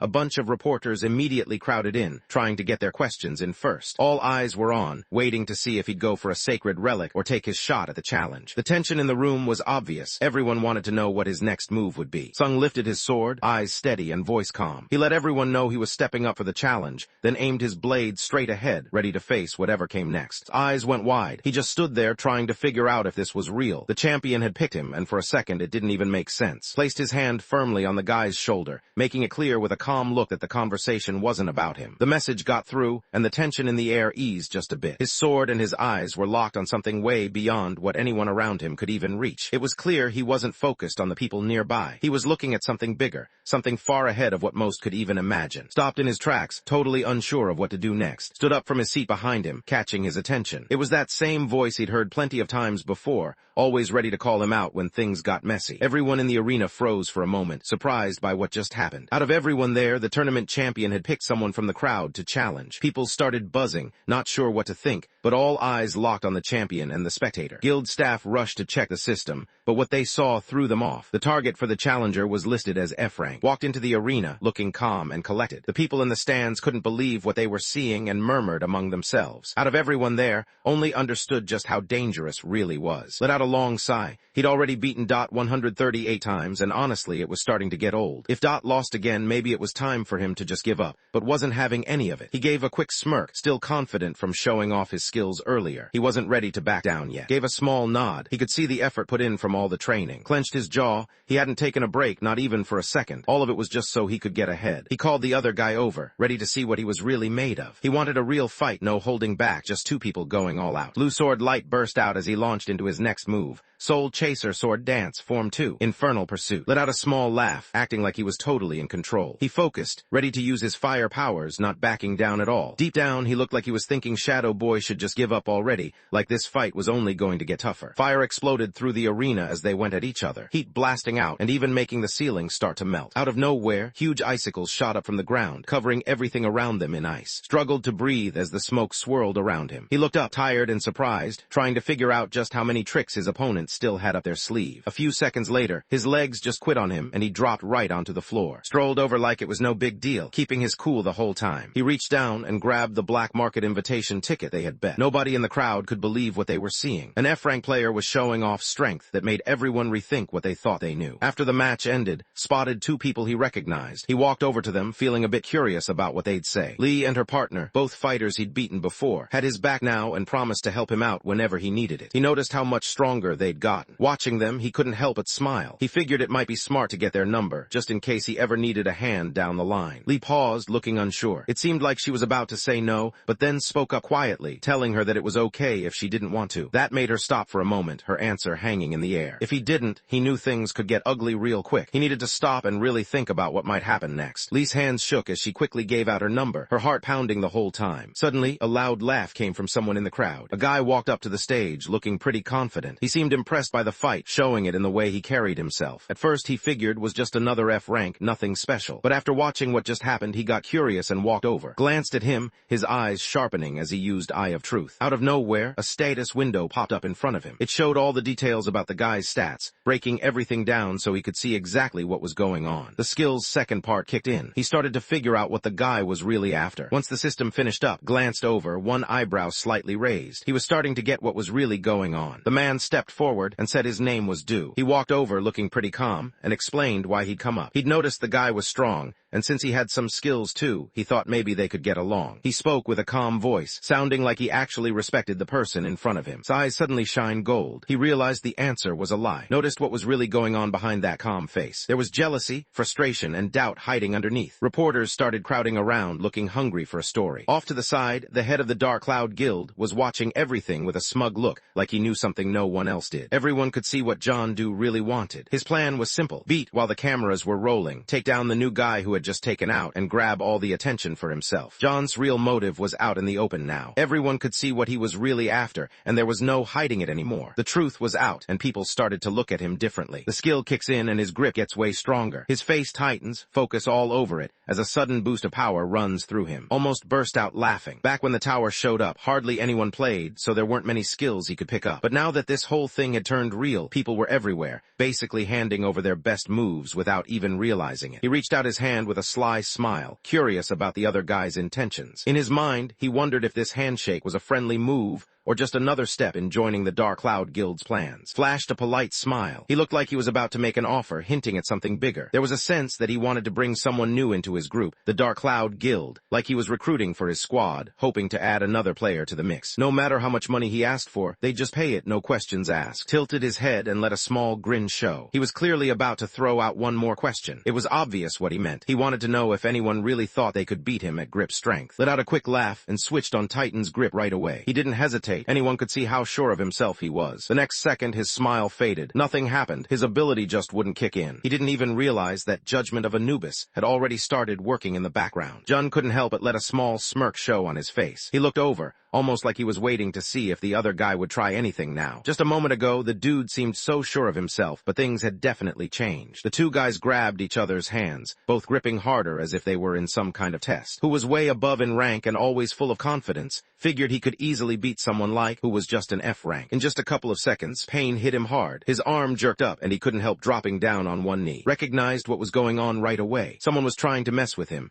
and in his world, stuff like this never just slid by without something happening afterward. Someone let out a cold laugh that cut through the air. It was clear they thought this was just sad. 1 second was standing there, and the next he was launched straight into the air. He hit the ground hard and blacked out right there. Out of nowhere, a bright red lightning bolt shot down and hit right on the shoulder. A loud crash echoed as he quickly jumped back, moving fast enough to dodge whatever just happened. He hit the ground a few meters away and switched Eye of Truth back on. He turned around to face the guy who attacked him. That's when he saw who it was, the leader of the Dark Cloud Guild. The system picked up on someone copying. Now it was time to break the target's confidence. That was all there was to it. He came just to stand up for Doe, his guy. Lifted his hand, not in a rush or anything, just cool and steady. The mood settled down a bit. He wasn't planning on taking down a guild master and adding that to his achievements just yet. That was something for another time. His face tightened and the veins on his neck stood out. He glared, clearly annoyed by what just happened. He let out a loud yell and activated his skill, Blood Demon Aura. Red energy wrapped around him, glowing bright as he rushed forward. Lifts his left arm. Suddenly, sunlight exploded across the arena. The whole place was lit up so bright that nobody in the crowd could see what was happening. Whatever he was doing out there, it was hidden behind that wall of light. The sudden burst of light gave him the perfect chance. He moved fast, swinging his blade right as he triggered Gap Slash, hoping to catch his opponent off guard. Their attacks slammed into, got pushed back, and just like that, he couldn't move forward anymore. He stared frozen, sweat sliding down his forehead. His mind raced, struggling to believe what he was seeing. Aura, his blood demon, was strong enough to tear through the second floor boss, the Titan Golem. The young guy just stopped it like it was nothing. It didn't even look hard for him. Right when the two were about to go at it again, a burst of green light shot up between them. Out of nowhere, a strange power kicked in level 4 Judgment Field. The whole place seemed to change, almost like an invisible line had been drawn in the air. It was serious. Everyone around could tell something big just happened. There was this heavy feeling, like someone important had just put their foot down and said that was it. Everyone around the world had their eyes glued to this tournament. The pressure was on,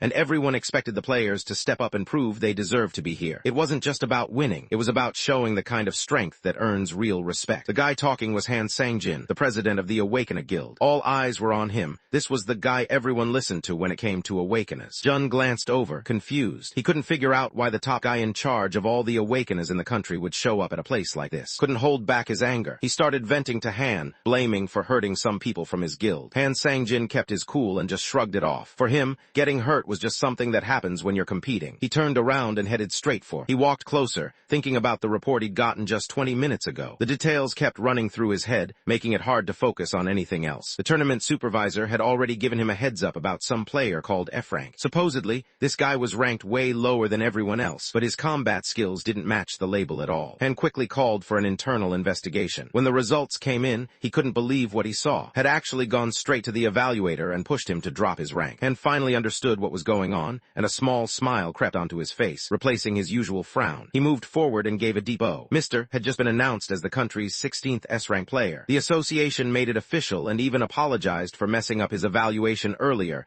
and for all the trouble it caused. The S-rank announcement dropped, and everyone froze for a second before the place exploded. Reporters rushed in, trying to get the best shot, and camera flashes lit up the whole room. The crowd couldn't hold back, buzzing with excitement as they tried to see what would happen next. Just stood there, not moving at all. His face lost all its color, and he looked like he couldn't believe what he was seeing. Lay on the ground right by his feet. He was out cold and looked completely embarrassed. He was meant to be the center of attention, the guy everyone watched on screen. But now, nobody was even looking his way. Someone else had taken the spotlight, and he was left standing in the background, barely noticed. Trying to turn things around, reached for a reporter nearby. He wanted everyone to know that the Dark Cloud Guild had a new plan to take down the third-floor boss soon. The reporter didn't even realize he'd already taken off running straight toward. His jacket was left behind, forgotten on the ground. Stood there just holding the coat and zoning out. His mind wandered off, barely noticing anything around him. Stood under a bunch of bright, flashing lights, soaking up all the attention. His face fell, and the confidence he had just disappeared. He let the jacket slip from his hands and turned to leave, not saying a word. Suddenly, the system kicked in. He'd done what was needed, and just like that, a new skill appeared, Blood Demon. He could sense a strange, new energy around him, different from anything he'd felt before. Now the country's 16th S-rank awakener suddenly found himself all over the internet. Out of nowhere, everyone knew his name. His face popped up on every feed, and people couldn't stop talking about him. One day he was just another guy, and the next, he was trending everywhere. When the president of the Awakener Association found out he was heading to Las Vegas, he made sure to set him up with a private jet, handling everything himself. Leaned back in his seat, taking his time with the fancy meal in front of him. The plane was quiet, and he actually felt pretty comfortable for once. Every bite reminded him how different this flight was from his usual trips. He watched the city lights fade below,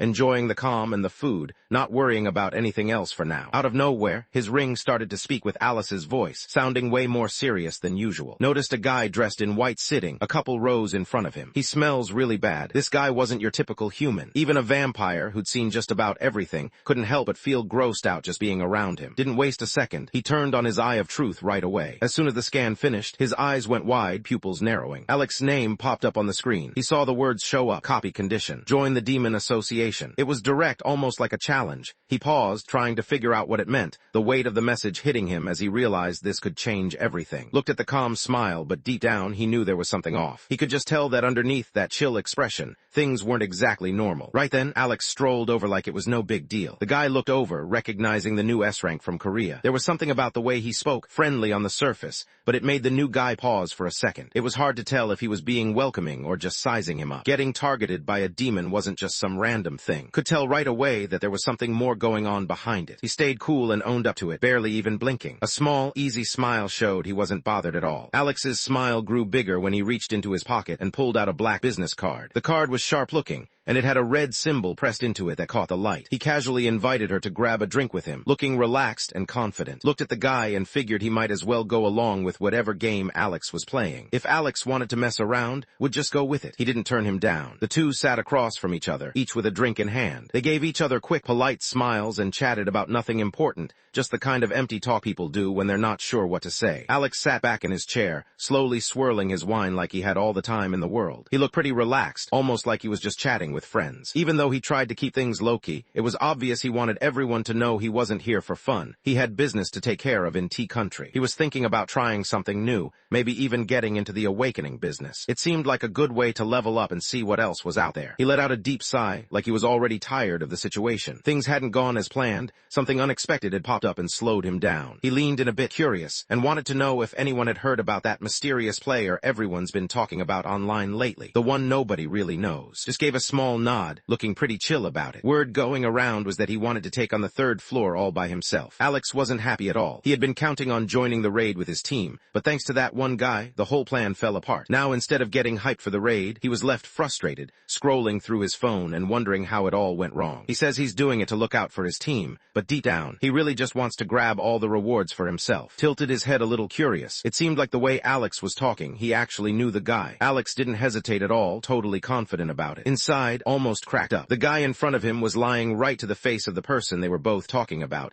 and couldn't believe how bold he was trying to be. Alex notices a good opportunity and flashes a confident smile. He figures now's the right time to talk business with Mr. He thinks teaming up would be smart, especially if they both want to handle the third floor. The idea of working together seems like a solid move, and Alex is ready to see if Mr. is on board. Kept his cool, answering without showing much emotion. But Unknown had already made it clear, no one was getting in as long as he was there. Alex knew S-rank players got some serious perks. With someone like that on their side, the group could actually go in without breaking any rules. He figured if they all teamed up, they had a real shot at finding something rare, maybe even a hidden artifact waiting in the boss chamber. Right then, realized what was really going on. He figured out that someone wanted to use him to get past the guild's defenses. He just shook his head. He finally earned his S-ring status, and he wasn't about to risk it all by turning every guild against him. Not now, anyway. Alex let out a quiet laugh, totally getting why the guy was careful about things. He was the kind of guy who always made sure he got something in return for what he offered. Business was business, and he believed every deal needed to be worth it for both sides. Alex gave a small smile and spoke quietly. He started talking about something called a miracle elixir, the kind that could heal anyone right away, even if they were really sick or badly hurt. The way he said it made it sound almost unreal, like something out of a story, but he seemed serious about it. While he talked, he pulled out a small vial that gave off a gentle glow in his hand. Inside was holy water, something with real power, almost like a miracle in a bottle. People said that even just a drop could bring someone back from the edge, making even the sick or weak get back on their feet. Even though the thing was super valuable, Alex just pushed it across the table like it was nothing. He called it a down payment for helping out, keeping his voice calm and steady. He grinned even bigger, his eyes lighting up. He slid the contract over, waiting for the other guy to sign it. Alex just used his skill, Contract of the Dead. Couldn't help but smirk to himself. The paper in front of him looked pretty normal, nothing out of the ordinary. But he wasn't fooled. He could tell there was more going on than what most people would notice. If someone broke their promise after signing the contract, the whole thing changed. The contract turned into a deadly scroll, and that was it for them. The scroll would end their life, no second chances. Slid the paper back without signing, taking his time and staying cool. He knew he had to be careful dealing with the big guilds, so he didn't rush into anything that could get him in trouble. Alex let out a quiet sigh, regret lingering in his expression. He reached out his hand, wanting the holy water back, just gave a small smile and waved his hand, like everything was cool. He looked sharp and focused, his eyes catching a certain hungry light. Careful was definitely his style, but he wasn't the type to back down or wait around. If he wanted something, he'd go for it, not really caring what it took to get there. Alex's face scrunched up and his voice got louder. He just couldn't believe what he was hearing. Suddenly, the whole cabin started shaking hard. The plane jerked up and down as turbulence hit, making everyone grip their seats a little. Alex couldn't believe what he was seeing. His eyes went wide as he realized just how much mana was being released right there on an airplane. The whole thing didn't make sense to him, and for a second he just stood there frozen,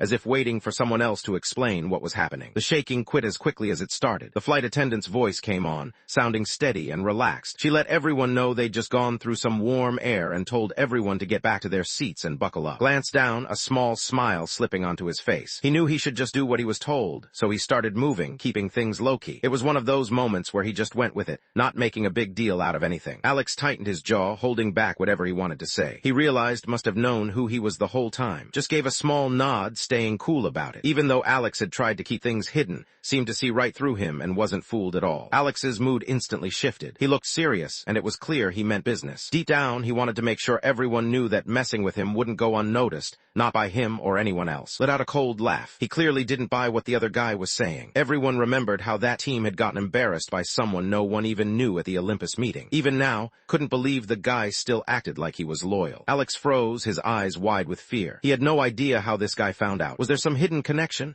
Maybe being S-rank meant this guy could dig up secrets nobody else could. Alex's mind raced, trying to figure out what was really going on. He thought maybe his new S-rank status had something to do with it. Since he'd leveled up, there was a chance he could now see information that other guilds shared with each other. Got up ready to head out. Before leaving, he threw in one last comment, hinting that if things had gone differently, If the other guy had just shown a little more respect, he might have shared something important about unknown. He shot a quick grin before heading out. The plane landed without any trouble. He stepped outside and saw the whole city spread out in front of him, skyscrapers stretching up into the sky. Glass towers reached up into the sky, covered in bright neon signs that lit up the streets. The steady buzz of the city was everywhere, giving the whole place its own fast-paced beat. Alice stepped into the city, her eyes wide as she took everything in. It was her first time seeing a place like this, and honestly, it was pretty cool. Had let her wander around on her own for helping him find the demon earlier, so she made the most of it, checking out all the sights and sounds. While they walked down the busy streets, his thoughts had already jumped ahead, planning out what he was going to do next. He focused hard, pulling together his true sight with his blood magic ear. The two powers came together, giving him a new edge. Something inside him clicked, like a game level-up screen flashing in his mind. Suddenly, he sensed that he had just unlocked a new skill, Eye of Gluttony. The Eye of Gluttony could break through any barrier, letting the user see and read minds just by looking. But using it too much was risky. That kind of blood magic started to mess with a person's head, slowly wearing down their sanity. Realized there were smarter ways to combine things, but this was all he could pull off at the moment. Alice suddenly grabbed his sleeve and started pointing at this huge, flashy building all lit up. She looked pretty pumped about it, clearly wanting to check it out, and it was obvious she wanted him to go in with her. Just shook his head, staying cool about it. He knew using magic there wasn't an option. They were on their way to a spot that promised way more excitement. As soon as Alice heard someone call something interesting, her crimson eyes brightened. Not long after, the two showed up at a building that was way smaller and definitely didn't stand out. Alice frowned, not really convinced that this rundown spot could be any fun. Before he even got a chance to respond, someone outside started shouting, claiming he'd caught the guy cheating himself. Another dude with bright yellow hair took a punch right to the face. He wasn't just going to sit there and take it, though. He fired back, annoyed, calling out the other guy for using a skill too. He tried to hold on to the moment, but someone in the background started laughing. Around here, if you ended up losing, people just saw you as an idiot. Couldn't help but smirk to himself. He knew the guy had a point. They walked in. The place was dark and kind of smoky, with people talking loud and music in the background. It wasn't fancy, but something about it just fit how everyone was feeling. Out of nowhere, grabbed Alice and picked her up. He picked her up and placed her carefully in a seat close by. He waved the waiter over and told him to get Alice anything she wanted. He said he'd take care of the bill. Alice sat there, kind of lost, not really sure what was going on. It hit her that he might actually leave her there by herself. Leaned in, trying to keep things chill. He planned to slip away for a bit, hoping to win some chips at the auction. He didn't expect to be gone long, just enough time to see if he could get lucky and come back with a little extra. At another poker table, quietly turned on his skill called Source Lock. With it in play, nobody could mess around with the cards. Confident that the game was fair, he reached out and picked up 2 cards from the deck. He spotted his hand and let out a small breath, finally able to relax a bit. He'd already watched more than $50,000 disappear to the scammer across from him. It finally looked like things were starting to go his way. He saw an opening to get everything back, and maybe even come out ahead. Sat at the table, his fingers drumming quietly while he got lost in his own thoughts. A second later, he pushed all his chips to the center of the table. He stayed calm, not giving anything away, putting everything he had on the line. Looked up, a small smile on his face. The number was big, no doubt about it, but he didn't seem bothered. He just gave that usual confident grin, like he already knew he could take care of it. Just hanging out, was curious about who was in charge of the place. Without really thinking much about it, let him know that the Scavenger Guild was the one running things here. He frowned, confused about why the question even came up out of nowhere. Didn't look too bothered and just brushed it off, acting like customers weren't supposed to ask anything here. But reacted fast, waving his hands, making it clear that asking questions was totally fine. He wanted to know it was all good and he could ask whatever he wanted. A single bead of sweat slid down his temple. He couldn't shake the weird feeling, like the other guy was reading his mind and picking up on everything he did. He made up his mind. Now was the moment to show what he had. With Source Lock turned on, nobody else could mess around or try to cheat. He couldn't help but let a small grin slip as he set off his next move, using his second skill, Sleight of Hand. The cards flipped over and just like that, his smile disappeared. Everything looked the same. His skill didn't work this time. Just stopped in his tracks. The move he always relied on totally failed him. Stared at the guy with a steady look, kind of like he couldn't believe someone would even bother trying something that lame. He didn't look mad or anything.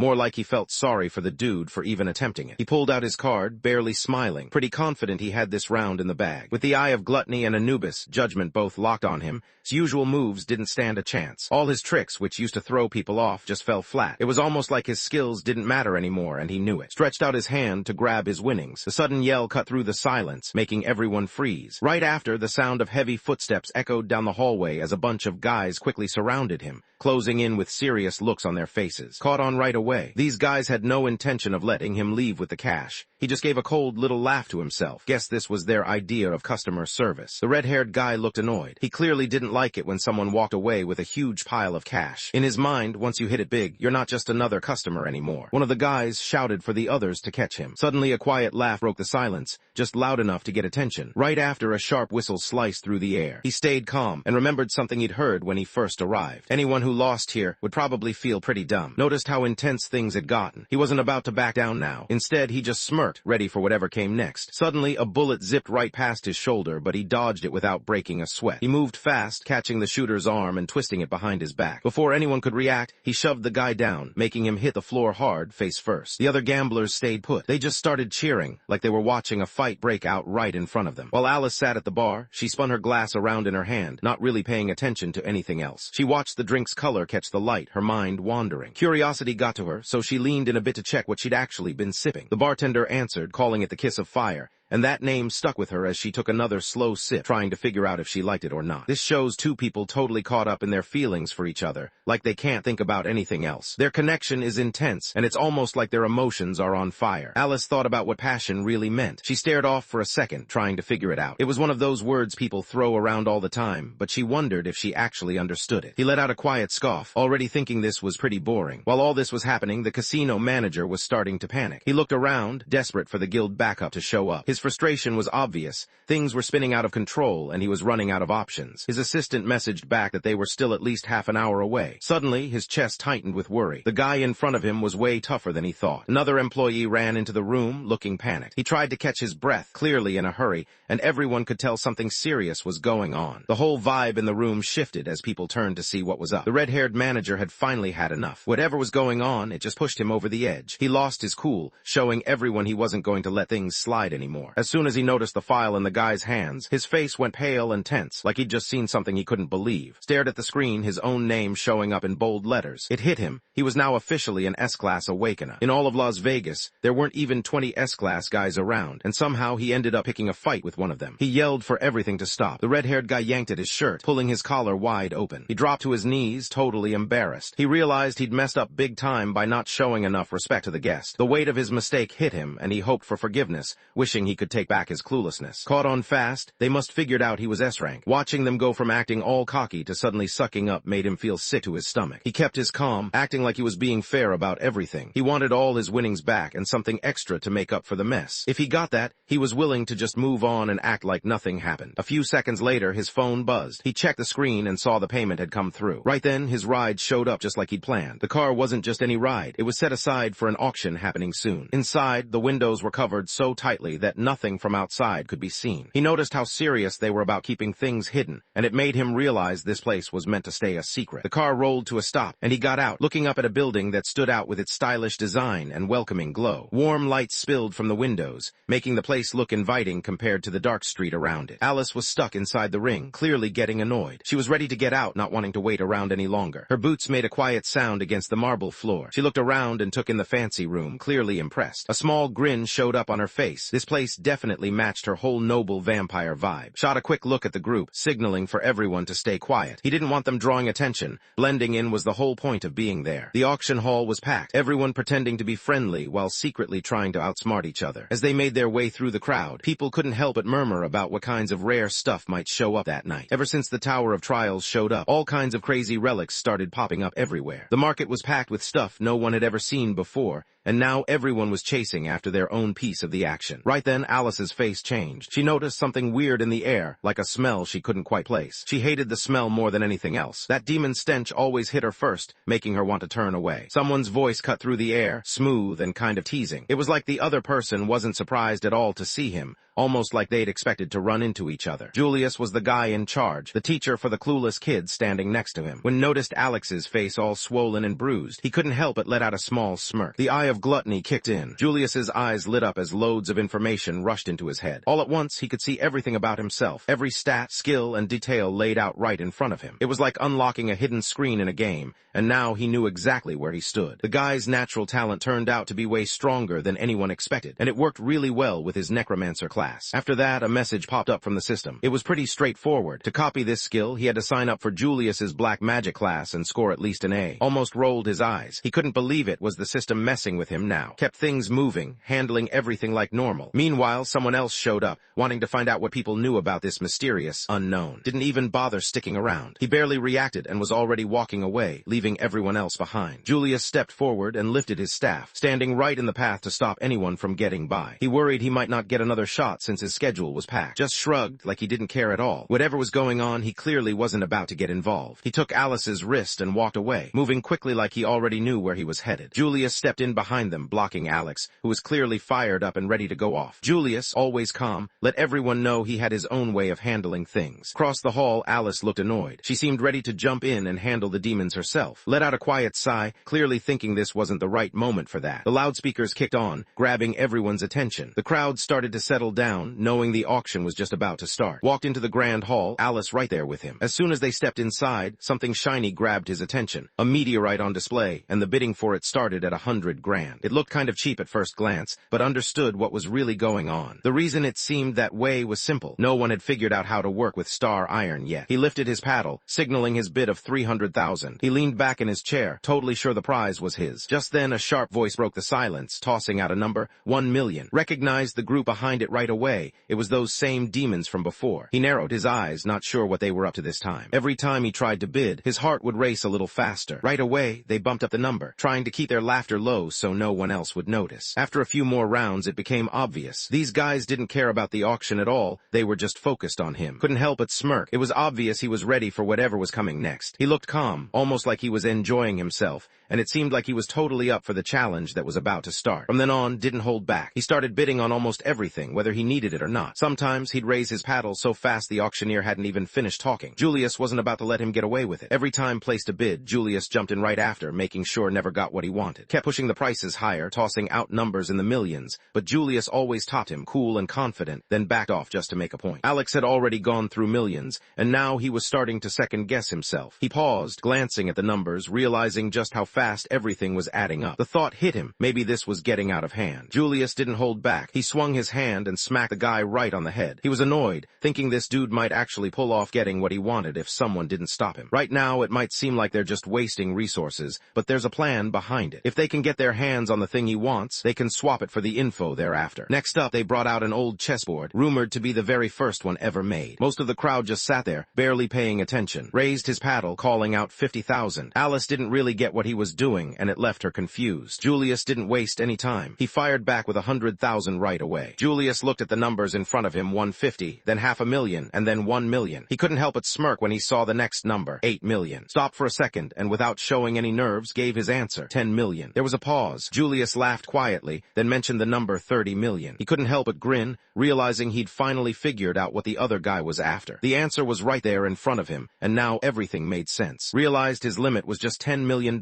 His face tightened up. He'd already pushed Julius into wasting $70 million, but the guy still had plenty left to throw around. Julius was right on the edge of winning the bid. Alice stood up as the number 100 million hung in the air. Everyone in the hall turned her way, the room falling silent as her words echoed around them. Julius just stood there completely still. He couldn't believe what he'd just heard. 100 million just for a chessboard? That was next level. He honestly wondered if she was serious about it or if this was some kind of joke. Alice looked over at with a steady, confident look, letting him know she had everything under control. Julius wasn't about to give up. He clenched his jaw, stubborn as ever. He got himself ready, taking a deep breath. Then he put in his counteroffer, 110 million. 200 million. Alice cut him off, not really interested in what he had to say. Her red eyes narrowed, showing that she was way above all this. The whole vibe around her changed. She was in complete control. Just one look from her was enough to mess with Julius, leaving him totally thrown off. He tried to act tough, but deep down, he knew she couldn't really have that kind of cash. The auctioneer paused, eyes flicking over to the girl. He needed some kind of proof that she could actually pay. Alice let out a quiet laugh and lifted her hand. Behind her, the air started to shimmer and split apart, opening up a dark rift that looked like it led somewhere unknown. He watched as treasure after treasure tumbled out, piling up fast. Gold coins, shiny gems, and old relics scattered all over the marble floor, building up into a huge mound that looked almost unreal. One of the crew members reached down and grabbed a crown covered in shiny jewels. He knew just saying this out loud could be worth at least $500 million.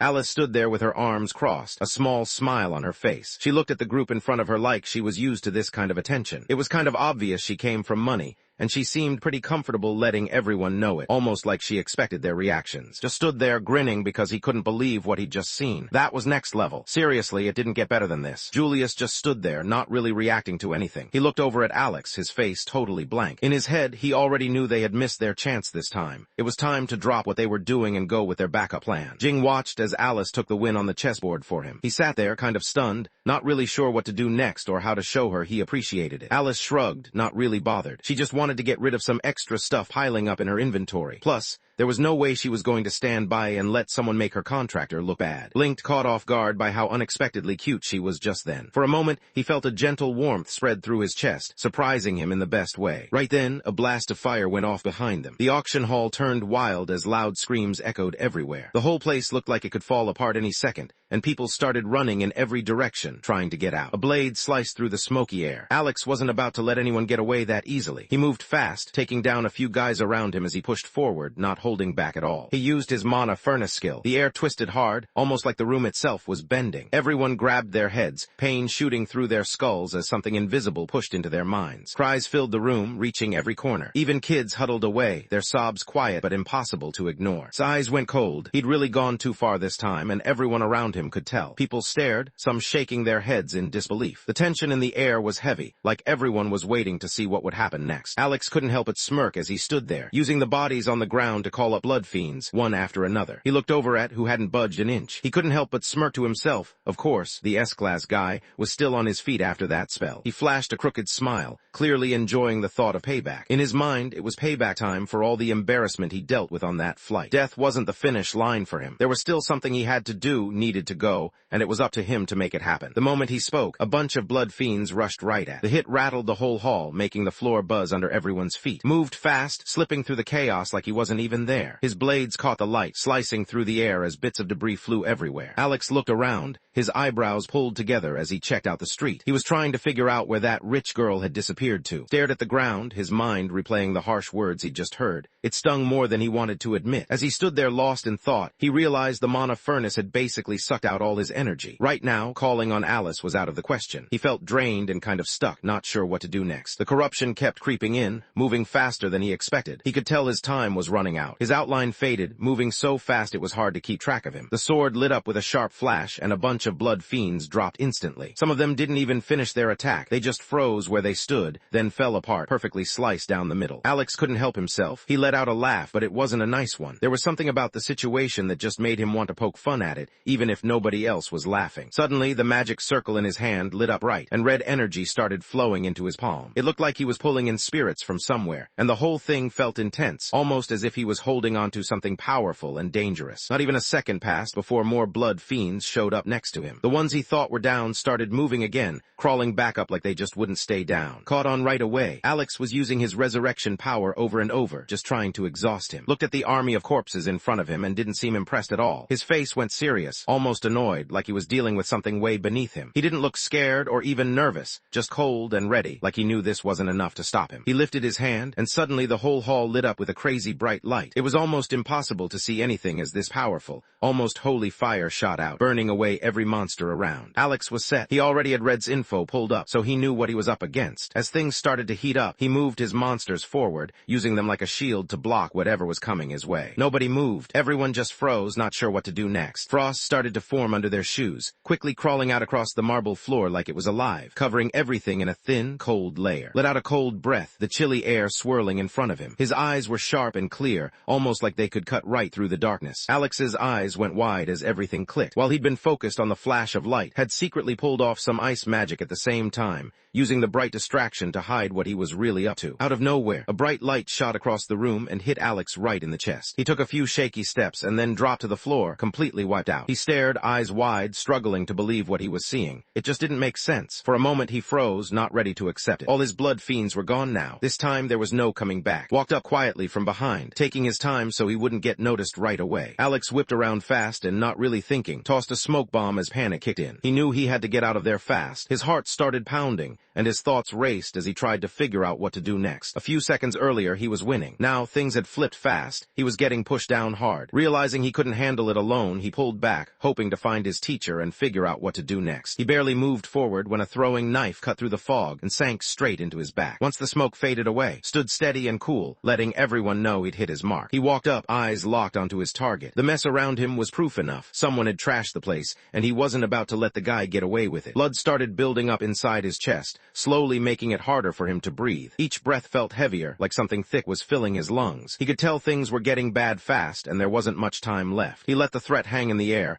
making it clear that things could get ugly if the other guy didn't play along. But at the same time, there was a hint that maybe things wouldn't have to go that way. If the other guy just did what he was told, he might get off easy. Picked up the vial of holy water and held it out, steady and confident. He wanted answers about the demons, and he was making it clear that this little bottle could decide someone's fate right now. Alex's eyes lit up for a second like he was hoping for something. He tried to say something, but there was too much blood in his throat. All that came out was a rough, shaky sound, nothing close to words, just a reminder that he was fading fast. He stopped trying to talk and started writing on the floor, using his own blood to leave a message. Before he could finish, someone's heavy boot slammed down on the letters, smashing them with a loud snap. Stared at Alex, looking completely unfazed. He didn't care that Alex wasn't talking, and it was pretty clear he had already made up his mind about what he was going to do. Alex clenched his jaw, thinking to himself how pointless it was to even try. Never really wanted to listen anyway. Reached into his pocket and took out something small. It was Alex's business card. He looked at it for a second, then handed it back, not really interested in keeping it. Looked at him with a nasty glare, his face twisted with anger. He clearly wanted the other guy to suffer, not just lose. In that moment, his attitude was cold and cruel, as if he enjoyed seeing someone else in pain. Once he finished cleaning up the mess, looked around the trashed hall. He noticed two treasures shining under some broken pieces, catching his eye right away. One of the items was the sea dragon's heart. The other was a sturdy safe made by Michelangelo. Both were super rare and important for building a high-capacity subspace backpack. Once had everything he needed, he started up the fusion system. Right after, he got a message saying he now had a high-capacity subspace backpack. Right at that moment, someone's voice broke through the quiet, catching everyone's attention. Two people showed up behind Alex, the auctioneer and her assistant. They looked pale, but you could tell they were okay. The auctioneer gave Alex a deep bow, clearly grateful for what he'd done. Even without words, it was obvious that Alex had helped them out big time. The boy leaned out from behind her, his voice barely above a murmur as he tried to get the man's attention. He looked nervous, but he still wanted to show his thanks. Suddenly remembered that she was actually the auctioneer. It hit him then.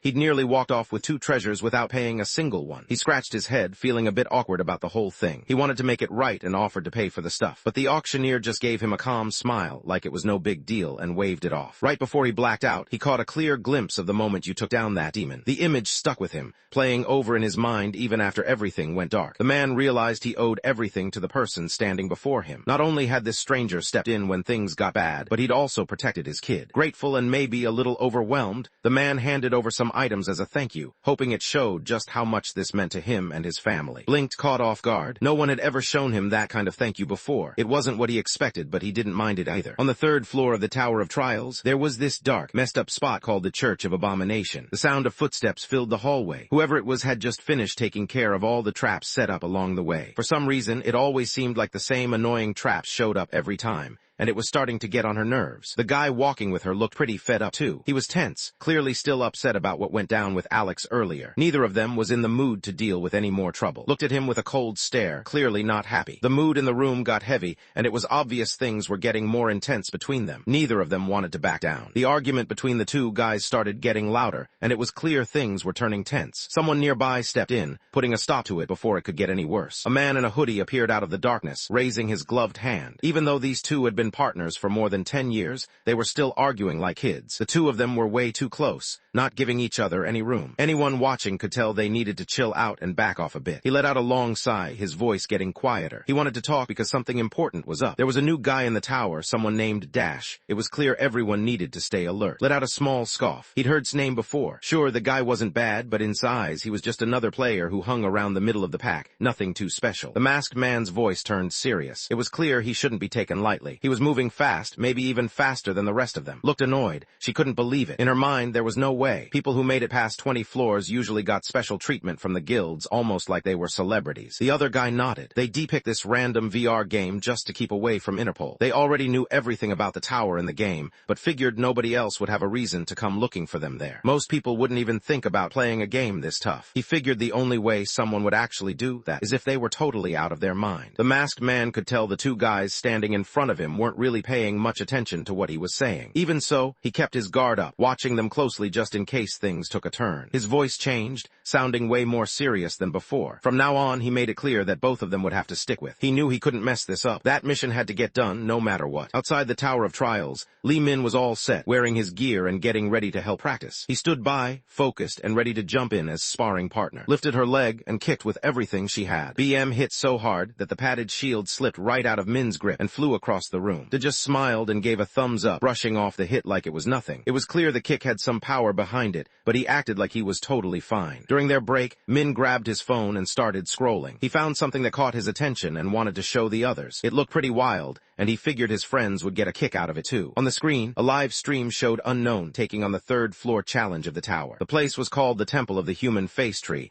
and it was just as weird as it sounded. Right in the middle stood this old tree everyone talked about, the kind that was supposed to hand out crazy rewards if you could beat its game. The catch, you had to solve 3 riddles that nobody had ever managed to crack. Stood quietly in the stream, facing the big tree like it was just another challenge. Most people online called him Unknown, but here, he looked completely at ease, almost like he belonged there. The announcer laid out the challenge. If someone could answer the tree's 3 questions, they'd get to pick a reward tucked away somewhere in the tree's deep red leaves. Knew the stakes were high, messing up here meant facing something even scarier than dying. He kept his thoughts to himself, trying to stay calm, and pushed himself to just get things done. The tree's twisted mouth slowly opened with a rough, creaking sound. It wanted to know the best depth and temperature for where the sea beast was supposed to live. Both and couldn't believe what they just heard. They reacted right away, looking at each other like, did that really just happen? Their faces said it all, totally thrown off, eyebrows up, mouths open, as if someone had just asked the weirdest thing ever. Check the depth, 175 meters. The water was freezing, just over 1 degree. He didn't seem bothered and answered like it was no big deal. Everyone in the chat froze, not a single message popping up. It was like nobody wanted to be the first to say anything. Before the tree could say anything, he quickly moved on to the next question. For him, that was all he needed to hear. The tree stopped what it was doing, its bark hurling like it was annoyed. It looked like it was about to ask something even tougher. The tree's next question rolled through the temple, making the air feel heavier. Didn't even blink before he answered. He laid out the steps, grabbed some sun desert salt, find the holy water from a priest who'd switched jobs 2 times, and let the whole thing simmer on low for 5 hours. For a moment, the tree was silent. Then it let out a low sound, almost like it was surprised, and admitted had nailed it again. The last question came, rumbling through the air. It was about the sky eagles that lived way up on the high plateau. Everyone knew these birds only mated once a year, but nobody could remember exactly when it happened. The tension in the room spiked as the question hung there, waiting for someone to step up with the right answer. As soon as his phone buzzed, didn't hesitate. He tapped the answer button right away. Snow starts falling for the first time around the tower. Everything gets quiet as the flakes drift down, covering the ground and the rooftops. It's the kind of moment that makes everyone stop and look, like the world's paused for a second. The tower almost looks different with snow piling up, like it's part of some new story that's only just beginning. Suddenly, the tree stopped moving. He couldn't help it. He cracked up laughing. No one had ever managed to get every question right before, but this guy just did. Everyone watching the live stream couldn't believe what they were seeing. Nobody really understood what the guy was saying, but that didn't stop the chat from going wild. People just kept spamming messages, hyped up by his moves. To them, he seemed totally crazy, but also kind of a genius. Just like the tree had said, got to pick any leaf he wanted. He looked up and saw leaves in all kinds of colors, and he could actually choose whichever one he liked best. Red leaves gave him fire abilities. Yellow leaves made him tougher. Green leaves helped him move faster. Watched him and figured he was about to take on the boss. She guessed he'd pick the green one, since it was the fastest, and would help him move around more easily. Stood there, his voice low and steady, telling the other guy to give up the hidden black leaf. The whole place went quiet instantly, everyone holding their breath, waiting to see what would happen next. The bark of the trees started to shake. Whoever was nearby seemed thrown off, almost like they'd just been caught off guard by something they didn't expect. The creature hesitated, its voice catching a bit. It tried to sweeten the offer, saying that if he went with the red leaf, he'd get the green one too. Seemed like it was trying hard to make a deal. His voice got a little colder. He wasn't about to let anyone disrespect the tree spirits. He thought about what would go down if he told the tower's overseer. Everyone knew it wouldn't end well. The consequences were obvious, and the weight of that choice sat heavy on his mind, making him hesitate before doing anything. The tree wasn't just standing there. It was angry, like it had been waiting to snap. Suddenly, something changed. The air around it shifted, and a weird, heavy feeling settled in. Without warning, a dark energy started spreading out from the tree, almost like it was casting a spell. Sist received a message letting him know the tree spirit kept its promise. He got a huge stack of black maple leaves, 1280 in total. Every time a black leaf showed up, the guy's attacks got stronger. With each one, enemies started taking a bit more damage, just 1% more every few minutes. It wasn't much at first, but as time passed, the difference started to add up. Took a deep breath. Everything was ready for the third-floor boss fight. He checked his gear one last time, making sure nothing was out of place. The team was waiting on his signal, all of them looking a bit tense but focused. Nodded to himself, knowing they'd done everything they could to prepare. The next move was his. He gave a small smirk, almost like he was amused. Before heading out, he figured he might as well help tidy things up too. Outside the temple where the human-faced tree waited,